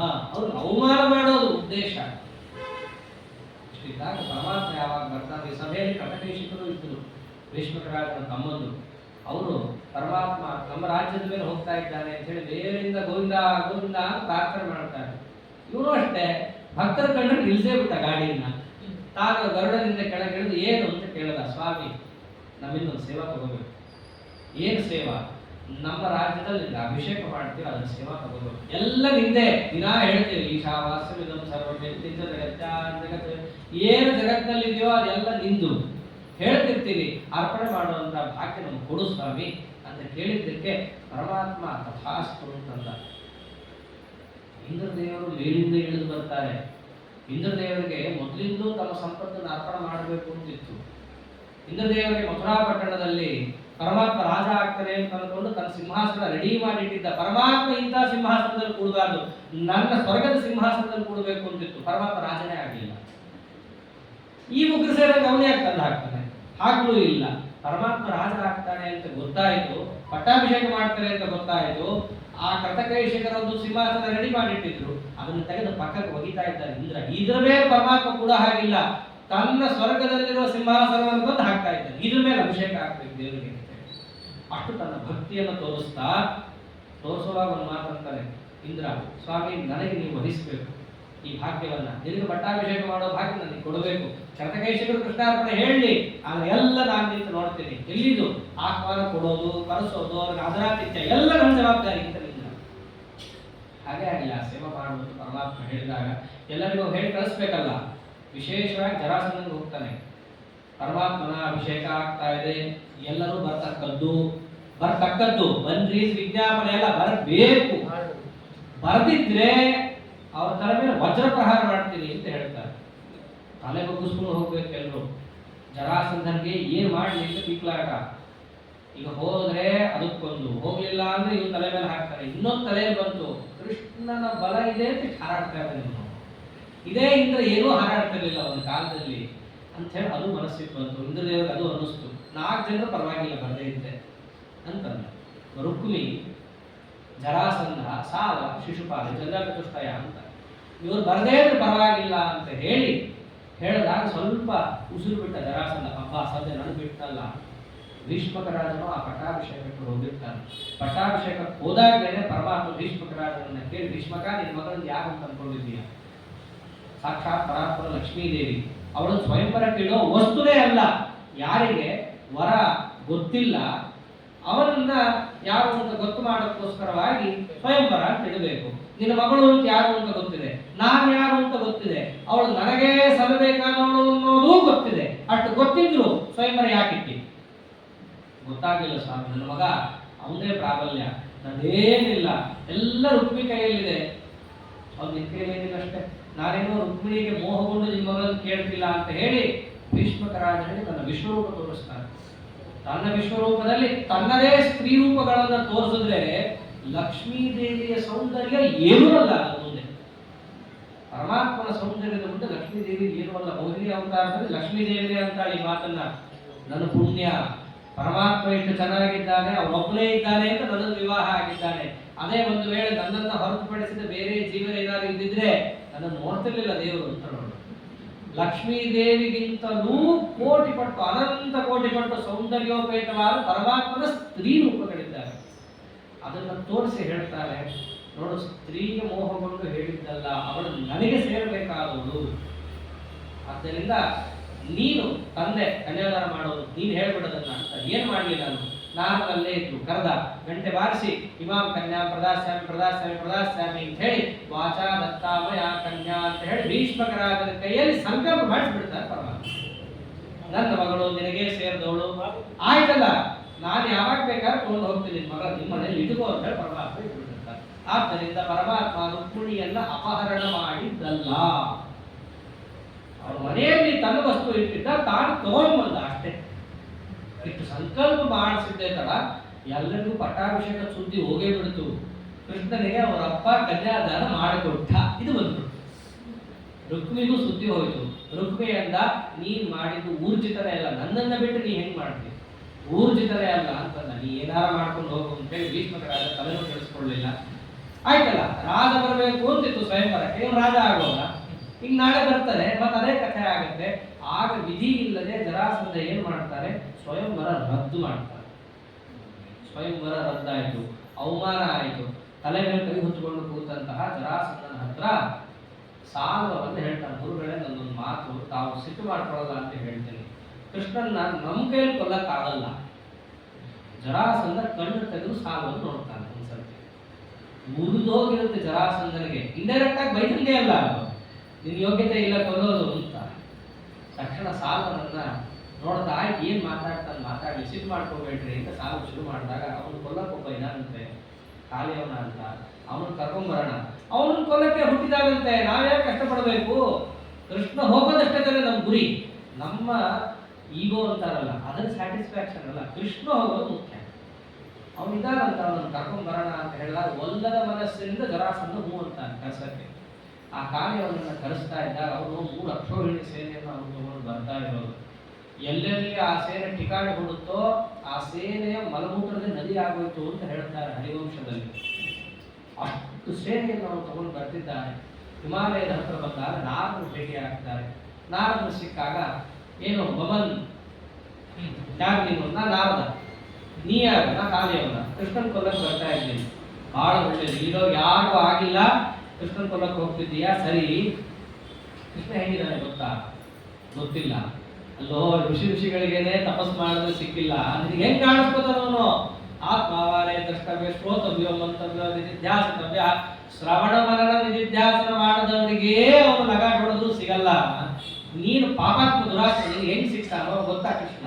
ನನಗೆ ಗೊತ್ತಿಲ್ಲ, ನಿಮಗ್ ಗೊತ್ತಲ್ಲ ಅಂತ ಕೇಳ್ತಾನ. ನೀವು ನೋಡಿದ್ದೀರಾ? ನಾನು ನೋಡಿದ್ದೀನಿ. ಹಾಗಿದ್ರೆ ನೀವು ಹೇಳ್ತಾ ಹೋಗಿ ನಾನು ರೇಖಾಚಿತ್ರ ಬಿಡಿಸ್ಕೊಂಡ್ಬಿಡ್ತೀನಿ ಅಂತಂದ. ಫಸ್ಟ್ ಕ್ಲಾಸ್ ಹೇಳಿದ್ರು. ಹೆಂಗಿತ್ತು ಹಾಗೆ ಸ್ಕೆಚ್ ಡ್ರಾಯಿಂಗ್ ಮಾಡಿಕೊಂಡ. ಹೀಗೆನಾ ಅಂತಂದ್ರು. ಹೌದು, ಹೀಗೆ ಇದ್ದಾರೆ ಕೃಷ್ಣ. ಆ ಪೇಪರಲ್ಲಿ ಹೋಯ್ತು ಗೊತ್ತಿಲ್ಲ. ಆ ಚಿತ್ರವನ್ನ ಆ ಕಾರ್ಯವನ್ನು ತಗೊಂಡ, ಯುದ್ಧಕ್ಕೆ ಅಂತ ಬರ್ತಾ ಇದ್ದಾನೆ. ಮಥುರಾ ಪಟ್ಟಣದಲ್ಲಿ ಇದ್ದವರೆಲ್ಲ ಗಾಬರಿ ಆಗಲ್ಲ ನಮಗಿನ್ನ. ಆ ಕೃಷ್ಣ ಒಬ್ಬ ಇದ್ದಾನೆ, ಆ ಬಲರಾಮ ಒಬ್ಬ ಇದ್ದಾನೆ, ಅವನನ್ನು ನಂಬಿಕೊಂಡು ಯುದ್ಧ ಮಾಡಬೇಕು ಅಂತ ಇಷ್ಟು ದಿವಸ ಮಾಡಿದ್ವಿ. ಆದರೆ ನಾವು ಸೋತೋಗಿದ್ವಿ, ನಮ್ಮ ಭುಜದಲ್ಲಿ ಯಾವ ಶಕ್ತಿ ಉಳಿದಿಲ್ಲ, ಕೃಷ್ಣ ನೀ ಕಾಪಾಡಬೇಕು ಅಂತಂದಾಗ ಆಗ ಪರಮಾತ್ಮ ನಿರ್ಮಾಣ ಮಾಡಿಸೋದೇ ದ್ವಾರಕಾಪಟ್ಟಣ. ಯದ್ಯಪಿ ಇಲ್ಲಿ ಒಂದು ವಿಶೇಷವನ್ನು ಹೇಳ್ತಾರೆ, ಆಚಾರ್ಯ ನಿರ್ಣಯವನ್ನು ನೋಡಿಕೊಂಡು ನಾವು ಹೇಳಬೇಕು. ಗೋಮಂತಕ ಪರ್ವತದಿಂದ ಬರಬೇಕಾದ್ರೆ ಪರಮಾತ್ಮ ಗರುಡನಿಗೆ ಆದೇಶ ಕೊಟ್ಟು ದ್ವಾರಕಾ ನಿರ್ಮಾಣ ಮಾಡು ಅಂತ ಹೇಳ್ಬಿಟ್ಟಿರ್ತಾನೆ. ವಿಶ್ವಕರ್ಮನಿಗೂ ಹೇಳಿದ್ರು, ಗರುಡನಿಗೆ ಹೇಳಿ ಜಗ ನೋಡಿಸ್ತಾನೆ, ಮೊದಲು ಹೋಗಿ ನೀನು ನೋಡ್ಕೊಂಬ, ನಾವು ವಾಸಕ್ಕೆ ಯೋಗ್ಯವಿದೆಯಾ ಅಂತ. ಅದೆಷ್ಟು ದೊಡ್ಡದಿರುತ್ತೆ ಅಂದ್ರೆ ದ್ವಾರಕಾಪಟ್ಟಣ 24 ಯೋಜನ ಅಂತ ಹೇಳಿದ್ದಾರೆ, ಸ್ಕ್ವೇರ್ ಕಿಲೋಮೀಟರ್ಸ್ ಅಂತಾರಲ್ಲ, ಸ್ಕ್ವೇರ್ ಕಿಲೋಮೀಟರ್ ಯೋಜನೆ ಇಟ್ಟುಕೊಳ್ಳಿ, 24 ಸ್ಕ್ವೇರ್ ಯೋಜನ. ಅಷ್ಟು ದೊಡ್ಡದಾದಂತಹ ದ್ವಾರಕಾಪಟ್ಟಣವನ್ನು ನಿರ್ಮಾಣ ಮಾಡಿಸ್ತಾನೆ ಪರಮಾತ್ಮ ವಿಶ್ವಕರ್ಮನಿಗೆ ಹೇಳಿ. ಒಂದು ಕಥೆಯಲ್ಲಿ ಬರುತ್ತೆ, ನ ವಿಶ್ವಕರ್ಮ ನಿರ್ಮಿತ ಅಂತ. ವಿಶ್ವಕರ್ಮ ಮಾಡಿದ್ದಲ್ಲ, ಸಾಕ್ಷಾತ್ ರಮಾದೇವಿಗೆ ಪರಮಾತ್ಮ ಆದೇಶ ಮಾಡಿ ಆ ನಗರವನ್ನು ನಿರ್ಮಾಣ ಮಾಡಿದ. ಅಂತಹ ದ್ವಾರಕಾಪಟ್ಟಣದಲ್ಲಿ ಎಲ್ಲ ಯಾದವರಿಗೂ ಕೂಡ ಆವಾಸ ಸ್ಥಾನವನ್ನು ಕಲ್ಪನೆಯನ್ನು ಮಾಡಿ ಎಲ್ಲರೂ ಹೋಗ್ರಿ ಅಂತ ಅಲ್ಲಿ ಕಳಿಸಿದ್ದಾನೆ. ಒಂದು ಕಥೆಯ ಪ್ರಕಾರ ಪರಮಾತ್ಮ ಧ್ಯಾನಾಸಕ್ತರನ್ನಾಗಿ ಎಲ್ಲರನ್ನು ಮಾಡಿ ಕಣ್ಣು ಬಿಟ್ಟು ಅವರು ದ್ವಾರಕಾಪಟ್ಟಣದಲ್ಲಿ ಇರಬೇಕು, ಹೀಗೊಂದು ಕಥೆ ಇದೆ. ಹರಿವಂಶದ ಪ್ರಕಾರ ಏನು ಅಂತಂದ್ರೆ, ಸೇನೆ ಬರ್ತಾ ಇದೆ ಅಂತ ಸುದ್ದಿ ಬಂದ ಕೂಡಲೇ ದ್ವಾರಕಾಪಟ್ಟಣ ನಿರ್ಮಾಣ ಆಗಿದೆ ಅಂತ ಗೊತ್ತಾಗುತ್ತೆ, ಎಲ್ಲರನ್ನೂ ಕೂಡ ಪರಮಾತ್ಮ ಹೊರಡಿಸ್ಬಿಡ್ತಾರೆ, ಹೊರಡ್ರಿ ಇಲ್ಲ, ಸ್ಥಳದ ಮೇಲೆ ವ್ಯಾಮೋಹ ಇಟ್ಕೋಬೇಡ್ರಿ, ಬದುಕೋದು ಮುಖ್ಯ. ಸಂಧಿ ವಿಗ್ರಹ ಎಷ್ಟೊಂದು ರಾಜಕಾರ್ಯದಲ್ಲಿದೆ. ಈಗ ಟ್ಯಾಕ್ಟಿಕಲ್ ರಿಟ್ರೀಟ್ ಅಂತಂತಾರೆ, ಏನಾದ್ರು ಒಂದು ಒಳ್ಳೆ ಯೋಜಿತವಾದಂತಹ ಹಿಂದೆ ಹೆಜ್ಜೆ ಇಡೋದು ಅಂತ. ಹಾಗೆ ಮಥುರಾಪಟ್ಟಣದಲ್ಲಿ ಇರ್ಲಿಕ್ಕೆ ಆಗಲ್ಲ. ಯಾಕೆಂದ್ರೆ ಪಾಟಲಿಪುತ್ರದಿಂದ ಈ ಅಯೋಗ್ಯ ಜರಾಸಂಧ ಬರ್ತಾನೆ, ಮೇಲಿಂದ ಅವನು ದಾಳಿ ಮಾಡಿದ್ರೆ ನಮ್ಗೆ ಓಡಾಡ್ಲಿಕ್ಕೂ ಜಾಗ ಇರಲ್ಲ ಅಂತ ಹೇಳಿ ತಾನು ಎಲ್ಲರನ್ನ ಕಳಿಸಿಬಿಡ್ತಾರೆ ಕೃಷ್ಣ ಅಂತ. ಹೀಗೆ ಹರಿವಂಶದಲ್ಲಿ ಬರುವ ಕಥಾ. ಹೀಗೆ ಪರಮಾತ್ಮ ಕಳಿಸಿದ ಮೇಲೆ ಮತ್ತೆ ನೀ ಬರಲ್ವಾ, ಮಥುರಾ ಅನ್ನುವಂತಹ ಊರನ್ನ ರಕ್ಷಣೆ ಯಾರು ಮಾಡಬೇಕು, ನಾನು ಹೋಗ್ಬಿಟ್ರೆ ಆ ಊರನ್ನ ಕಾಪಾಡಕ್ಕೆ ನಾನು ಒಬ್ಬ ಇಲ್ಲಿರ್ತೀನಿ, ನೀವೆಲ್ಲ ಹೋಗ್ತೀನಿ ಅಂತ ಪರಮಾತ್ಮ ಕಳಿಸ್ಬಿಡ್ತಾನೆ. ಹೀಗೆ ಪರಮಾತ್ಮ ಒಬ್ಬನೇ ಮಥುರಾಪಟ್ಟಣದಲ್ಲಿ ಉಳ್ಕೊಂಡಾಗ ಕಾರ್ಯವನ್ನು ಸೇರಿ ಪೂರ್ಣ ಮಥುರಾಪಟ್ಟಣವನ್ನು ಆಕ್ರಮಿಸಿ ನಿಂತಾಗ ಕೋಟೆ ಭಾಗದಲ್ಲಿ ತೆಗೆದುಕೊಂಡು ನಮ್ಮ ಸ್ವಾಮಿ ಒಬ್ಬನೇ ಹೊರಗೆ ಬರ್ತಾನೆ. ಪೇಪರ್ ನೋಡದ, ಚಿತ್ರ ಎದುರು ನೋಡದ, ಇವನೇ ಕೃಷ್ಣ ಅಂತ ಗೊತ್ತಾಯ್ತು. ಅವನನ್ನು ಅಟ್ಟಿಸ್ಕೊಂಡು ಹೋಗಿದ್ದಾನೆ ಒಂದು ಗುಹೆಯ ತನಕ. ನಿಜೋಚ್ಚೈಲದ ಬೈದು ಪರಮಾತ್ಮವನ್ನು ತಿರುಗಿ ಸಹಿತ ನೋಡಲಿಲ್ಲ. ಎದುರಿಗೆ ಗುಹೆಯಲ್ಲಿ ಹೋದ, ಅಲ್ಲೊಬ್ಬ ಮಲ್ಕೊಂಡಿದ್ದ, ಅವನ ಮೇಲೆ ತನ್ನ ಉತ್ತರೀಯವನ್ನು ಪರಮಾತ್ಮ ಹೊಚ್ಚಿದ್ದಾನೆ. ಇವನೇ ಕೃಷ್ಣ ಅಂತ ಅನ್ಕೊಂಡು ಕಾಲೆಯನ್ನು ಜಾಡಿಸಿ ಒದ್ದ, ಅವನು ಎದ್ದ, ಇವನು ಸುಖಿದ್ದ. ಇದರಿಂದ ವಾದರಾಜರಂತಾರೆ, ಅದ್ವೈತ ಮತದ ಉಪಾಸನೆ ಮಾಡಿದವರಿಗೆ ಕಾಲೇ ಒಂದೇ ಗತಿ. ಅದ್ವೈತ ಮತವನ್ನು ಪರಮಾತ್ಮ ಇಲ್ಲಿ ಖಂಡನೆ ಮಾಡಿ ತೋರಿಸಿದ. ಅದ್ವೈತಗಳೇನು, ಜೀವ ಬ್ರಹ್ಮ ಒಂದೇ ಅಂತ. ಕಾರ್ಯವನ್ನು ಅದೇ ಮಾಡಿದ್ರು. ಎದುರಿಗಿದ್ದವನು ಜೀವ, ಅವನಲ್ಲಿ ಕಿಂಚಿತ್ ಸಾದೃಶ್ಯ ಇತ್ತು. ಪರಮಾತ್ಮನ ಬಟ್ಟೆ ಹೊದ್ಕೊಂಡಿದ್ದ ಅವನು. ಇವರೇ ತಿಳ್ಕೊಂಡ ಜೀವನೇ ಬ್ರಹ್ಮ ಅಂತ ತಿಳ್ಕೊಂಡು ಹೋಗಿದ್ದಕ್ಕೆ ಅವನಿಗೆ ಏನು ಅವಸ್ಥೆ ಆಯಿತು, ಸುಟ್ಟು ಭಸ್ಮ ಆದ. ಆದ್ದರಿಂದ ಜೀವ ಬ್ರಹ್ಮಕ್ಕೆ ಉಪಾಸನೆ ಮಾಡಿದರೆ ಕಾಲೇವನಂತೆ ಗತಿ ಆಗುತ್ತೆ, ಅಹಂ ಬ್ರಹ್ಮಾಸ್ಮಿ ಅಂತ ಅನ್ನಬೇಡ್ರಿ ಅಂತ ತೋರಿಸಿದ್ದಾನೆ. ಆದ್ದರಿಂದ ಜೀವ ಬ್ರಹ್ಮ ಭೇದ ಇದೆ ಅನ್ನುವ ತತ್ವವನ್ನ ಪರಮಾತ್ಮ ಆ ಲೀಲೆಯಿಂದ ತೋರಿಸಿದ್ದಾನೆ. ಮುಚುಕುಂದನಿಗೆ ವರದ ಅಂತ ಆಗಿದ್ದಾನೆ. ಯಾವ ಮುಚುಕುಂದ ಮಾಧಾವರಾಗನ ಮಗನಾಗಿದ್ನೋ, ಮುಂಚೆ ಕೇಳಿದ್ವಲ್ಲ, ನಿದ್ದೆ ಮಾಡ್ತಾ ಇದ್ದ, ದೇವತೆಗಳು ವರ ಕೊಡ್ತೀನಿ ಅಂತ ಬಂದ್ರೆ ಕೇಳಿದ್ದೆ ನೀವು ನಿದ್ದೆ, ಅದ್ರ ಜೊತೆಗೆ ಯಾರು ಎಬ್ಸಕ್ ಬರ್ತಾರೋ ಅವ್ರು ಎಬ್ಸಿದ ತಕ್ಷಣ ಸುಟ್ಟು ಭಸ್ಮ ಆಗಬೇಕು. ಒಂದು ಸೊಳ್ಳೆ ಸಹಿತ ಅವ್ರಿಗೆ ಎಬ್ಸಕ್ ಹೋಗಿಲ್ಲ. ಪರಮಾತ್ಮ ಅಂತ ನಿದ್ದೆ ಯಾರು ಕೇಳ್ತಾರ, ನಮ್ಮ ಆಚಾರ ಹಾಸ್ಯ ಮಾಡೋರು ಉಪನ್ಯಾಸ ಕೂತ್ರೆ ಬರುತ್ತಪ್ಪ ಅನ್ನೋ. ನಿತ್ಯ ಮಾಡಕ್ಕೆ ಯಾರು ವರ ಕೇಳ್ತಾರೇನೋ, ಎಂಥ ಮೂರ್ಖ ದೇವತೆಗಳು ವರ ಕೊಡ್ತೀನಿ ಅಂತ ಬಂದ್ರೆ ಕೇಳಕ್ಕೆ ಕೋಟಿ ಇದೆ, ನಿತ್ಯ ಕೇಳಕ್ಕೆ ಅನ್ನೋ ಅಂತಂದ್ರೆ ನಾವು ತಪ್ಪಾಯ್ತು ಸ್ವಾಮಿ. ಏನೋ ದೊಡ್ಡ ರಾಜ ಕಳೆಯವರೇಸ್ಮಿನ್ ಗಣಪತಿ ಸನ್ನಿವೆ ನಿರೂಢಮಾನಃ ನರದೇವ ಇತ್ಯಹಂ, ದೊಡ್ಡ ರಾಜ ನನಗೆ ಆಗ್ಬೇಕಾಗಿಲ್ಲ ಅನ್ನೋ ದೊಡ್ಡ ಅಹಂ ಇತ್ತು. ಅದರಿಂದಾಗಿ ಕೇಳ್ಕೊಂಡೆ, ನಿನ್ನ ದರ್ಶನದಿಂದ ಉದ್ಧಾರ ಆದೆ ನಾನು, ಹೊರಗೆ ಹೋಗ್ತೀನಿ ಅಂತ. ಹೊರಗೆ ಹೋಗ್ತೀಯಾ, ಎಲ್ಲ ಮುಂದೋಗಿದೆ. ನೀನು ಪೃಥ್ವಿಯುಗದ ರಾಜ, ದ್ವಾಪರಯುಗದ ಅಂತ್ಯ ಬಂದೋಗಿದೆ, ಎಲ್ಲ ಇಟೀಟ್ ಆಗೋಗಿದ್ದಾರೆ ಜನ. ನೀನು ಈ ಮಳಬಳಗಟ್ಟಲೆ ಯಂತ್ರ ಇದೆಯಾ, ನಿನಗೆ ಈ ಲೋಕ ಅಲ್ಲ, ಸಾಧನೆ ಮಾಡಿಕೊಂಡು ಶರೀರಗಳು ಮುಂದೆ ಒಳ್ಳೆ ಬ್ರಾಹ್ಮಣನಾಗಿ ನಿನ್ನನ್ನು ಹುಟ್ಟಿಸ್ತೀನಿ, ಅಲ್ಲಿ ನಿನ್ನ ಹೃದಯ ಕಮಲದಲ್ಲಿ ನಿನಗೆ ನಾನು ದರ್ಶನವನ್ನು ಕೊಡ್ತೀನಿ ಎಂದು ಪರಮಾತ್ಮ ಹೇಳಿ ಕಳಿಸ್ತಾನೆ. ಮುಚುಕುಂದ ವರದ ಅಂತ ಪರಮಾತ್ಮ ದೇವ ವಂದ್ಯನಾಗುತ್ತಾನೆ. ಇಂತಹ ಚರಿತ್ರೆಯನ್ನು ತೋರಿಸಿ ಆ ಕಾರ್ಯವನ್ನು ಅಷ್ಟೂ ಸೇನೆಯಿಂದ ತಾನು ಸಂಹಾರವನ್ನು ಮಾಡಿ ದ್ವಾರಕಾಪಟ್ಟಣಕ್ಕೆ ತಾನು ಪ್ರವೇಶವನ್ನು ಮಾಡುತ್ತಾನೆ. ರೋಹಿಣಿ ನಕ್ಷತ್ರ ಶನಿವಾರ ಪರಮಾತ್ಮ ಬರೋದನ್ನೇ ಕಾಯ್ತಾ ಇರ್ತಾರೆ. ಹೆಂಗೆ ಗೃಹ ಪ್ರವೇಶ ಅಂತ ಮಾಡ್ತೀವೋ, ಇಡೀ ದ್ವಾರಕಾಪಟ್ಟಣ ಭಗವಂತನ ಗೃಹ. ನಾವು ಹಂಗೆ ಹೋಗಿ ಪ್ರವೇಶ ಮಾಡಬಾರದು, ದೇವರು ಬರೋ ತನಕ ಕಾಯಣ ಅಂತ ಇರ್ತಾರೆ ಪ್ರತಿಯೊಬ್ಬರು. ಆ ಗೃಹವನ್ನ, ದೇವಗೃಹವನ್ನ, ವಸ್ತುತಃ ಅದು ಕೂಡ ಪುರಿ ದ್ವಾರಾವತಿ ಸೇವ ಸಪ್ತೈತೆ ಮೋಕ್ಷದಾಯಕ ಅಂತ ಆ ದ್ವಾರಕಾಪಟ್ಟಣವನ್ನು ಅವರು ಪ್ರವೇಶವನ್ನು ಮಾಡ್ತಾ ಇದ್ದಾರೆ. ಆ ಶುಭ ಮುಹೂರ್ತದಲ್ಲಿ ಇಂತಹ ಪರಮಾತ್ಮ ಅಲ್ಲಿ ಉಗ್ರಸೇನನ್ನೇ ರಾಜನನ್ನಾಗಿಟ್ಟು ಬಲರಾಮನನ್ನ ಸರ್ವ ಸೈನ್ಯಾಧ್ಯಕ್ಷನನ್ನ ಮಾಡಿ ಸಾಂದೀಪಿನ್ಯಾಚಾರ್ಯನ ಕುಲಗುರುಗಳು ಅಂತ ಮಾಡ್ತಾರೆ, ರಾಜಗುರುಗಳಾಗಿ ಮಾಡಿ ತಾನು ಮಾತ್ರ ಯಥಾಸ್ಥಿತ ಆರಾಮಿರ್ತಾನೆ. ತಾನು ಯಾವ ಪೋಸ್ಟೂ ತಗೊಳ್ಳಲ್ಲ ಕೃಷ್ಣ ಪರಮಾತ್ಮ. ಯಾಕಂತಂದ್ರೆ ಅದಕ್ಕೆ ವಾದರಾಜರಂತಾರೆ, ಯಾರು ಜಗತ್ ಚಕ್ರವರ್ತಿನೋ ಅವನಿಗೆ ಈ ಚಿಕ್ಕ ಪುಟ್ಟ ಪೋಸ್ಟ್ ಅವಮಾನ. ಅದು ಯಾರು ಪ್ರೆಸಿಡೆಂಟ್ ಪ್ರೈಮ್ ಮಿನಿಸ್ಟರ್ ಆಗಿರ್ತಾನೋ, ಗ್ರಾಮ ಪಂಚಾಯತಿ ಪ್ರೆಸಿಡೆಂಟ್ ಆದ್ರೆ ಅವ್ರಿಗೆ ಅವಮಾನ. ಅದು ಅವನು ತಗೊಳ್ಳಲ್ಲ ಅದನ್ನ. ಹಾಗೆ ಈ ಪೋಸ್ಟ್ ಎಲ್ಲ ಅವನಿಗೆ ಆಗಲ್ಲ. ಅದಕ್ಕೆ ರಾಮಾವತಾರದಲ್ಲೂ ಕೂಡ ಜಯತ್ಯಯಂ ಕೋಸಲ ರಾಜ ಅಂತ ಹೇಳಿಬಿಟ್ಟು ರಾಮದೇವರಿಗೆ ಅಭಿಷೇಕ ಮಾಡ್ಬೇಕಾದ್ರೆ ಬ್ರಹ್ಮದೇವರಿಗೆ ಕೇಳಕ್ಕಾಗಲ್ಲ. ಕೋಸಲ ದೇಶದ ಅಧಿಪತಿ ಅಂತಂದ್ರೆ ಬ್ರಹ್ಮದೇವರಿಗೆ ಕೇಳ, ಕೋಸಲ ದೇಶಾಧಿಪತಿ ಅಲ್ಲ ಅವನು, ಜಗತ್ ಚಕ್ರವರ್ತಿ ಅಂತ ಬ್ರಹ್ಮದೇವರ ಮೇಲಿಂದ ಕೂಗ್ತಾರೆ ರಾಮದೇವರ ಅಭಿಷೇಕ ಆಗ್ಬೇಕಾದ್ರೆ. ಕೋಸಲ ದೇಶ ಗೋಷ್ಪಾಲ ಇಷ್ಟಿರೋದು, ಅದಕ್ಕೆ ಇವನು ಅಧಿಪತಿ ಅಲ್ಲ, 14 ಲೋಕಕ್ಕೆ ಒಡೆಯ ಈತ ಅಂತ ಕೂಗ್ತಾರೆ. ಹಾಗೆ ಪರಮಾತ್ಮ ಎಂದೆಂದೂ ಒಂದು ಪೋಸ್ಟ್ ತಗೊಳ್ಳಲ್ಲ. ಹೀಗೆ ಯಾವಾಗ ತಾನು ಮಧುರಾಪಟ್ಟಣ ಬಿಟ್ಟು ದ್ವಾರಕಾಗೆ ಬಂದು ಸೆಟ್ಲ್ ಆದ್ನೋ ಜರಾಸಂಧನಿಗೊಂದು ತೃಪ್ತಿ ಆಗುತ್ತೆ. ಅಂತೂ ಕೃಷ್ಣನ ಓಡಿಸೋದ್ರಿ. ಪೇಪರಲ್ಲೆಲ್ಲ ಹಾಕಿಸ್ಬಿಡ್ತಾರೆ, ಕೃಷ್ಣ ಓಡೋದ ಅಂತ ಹೇಳಿ. ಓಡೋದ ಅನ್ನೋದು ಎಲ್ಲಿ ತನಕ ಹೋಗುತ್ತೆ? ಧರ್ಮರಾಜನ ತಲೆಯಲ್ಲೂ ಇರುತ್ತೆ. ರಾಜಸೂಯ ಪ್ರಸಂಗದಲ್ಲಿ ಈ ಮಾತನ್ನೇ ಅಂತಾನವನು, ಜರಾಸಂಧನ ನಾವೆಲ್ಲಿ ಕೊಲ್ಲಕ್ಕಾಗುತ್ತೆ ಕೃಷ್ಣ, ನೀನೇ ಮಥುರಾ ಬಿಟ್ಟು ಓಡೋಗ್ಬಿಟ್ಟಿಲ್ಲ ಅಂದ್ಬಿಡ್ತಾನೆ. ಆಗ ಭೀಮಸೇನ ದೇವರು ಹಲ್ಲು ಕಟ್ಟದು, ಅಣ್ಣ ಯಾರು ಏನ್ ಮಾತಾಡ್ತಾ ಇದೀಯ ಎಚ್ಚರಿಕೆ ಇಟ್ಕೋ ಅಂತ ಜೋರ್ ಮಾಡ್ತಾರೆ. ಹಾಗೆ ಬರ್ತಾನೆ. ಆಮೇಲೆ ಪರಮಾತ್ಮ ಜರಾಸಂಧನಿಗೆ ಒಂದು ನೆಮ್ಮದಿ ಸಿಗಲಿ. ಯಾಕಂದ್ರೆ ಯಾವಾಗಲೂ ಹೊಡಿತಾ ಇದ್ರೆ ಉತ್ಸಾಹನೇ ಬರಲ್ಲ ಅವಕ್ಕೆ. ಇನ್ನೊಂದಿಷ್ಟು ಉತ್ಸಾಹ ತಗೊಂಡು ಇನ್ನೊಂದಿಷ್ಟು ಸೇನೆ ತಗೊಂಡು ಬರಬೇಕಲ್ಲ ಅವನು. ಆ ಒಂದು ಯಾಕೆಂದ್ರೆ ಸಾಧನೆ ಹೆಂಗೆ ನಮಗೆ ಸಾತ್ವಿಕರಿಗೆ ಕಷ್ಟನೋ, ಮೋಕ್ಷಕ್ಕೆ ಹೋಗ್ಬೇಕಂದ್ರೆ ತಮಸ್ಸಾಧನೆನೂ ಅಷ್ಟೇ ಕಷ್ಟ ಇದೆ. ಮೋಕ್ಷ ಸಾಧನೆ ಹೆಂಗೆ ಕಷ್ಟನೋ ತಮಸ್ಸಾಧನೆನೂ ಕಷ್ಟ. ನೋಡ್ರಿ ಬೇರೆಯವರು ಹೆಂಗು ಮಾಡ್ತಾರೆ, ಮೈಮೇಲೆಲ್ಲ ಹೊಡ್ಕೋತಾರೆ, ರಕ್ತ ಬರೆಸ್ಕೋತಾರೆ, ಅದು ಅವ್ರ ಸಾಧನೆ. ಅದು ತಮಸ್ಸಿಗೆ ಹೋಗೋದು ಸುಲಭ ಇಲ್ಲ, ಮೋಕ್ಷಕ್ಕೆ ಹೋಗೋದ್ರೆ ಅದು ಬಹಳ ಕಷ್ಟ.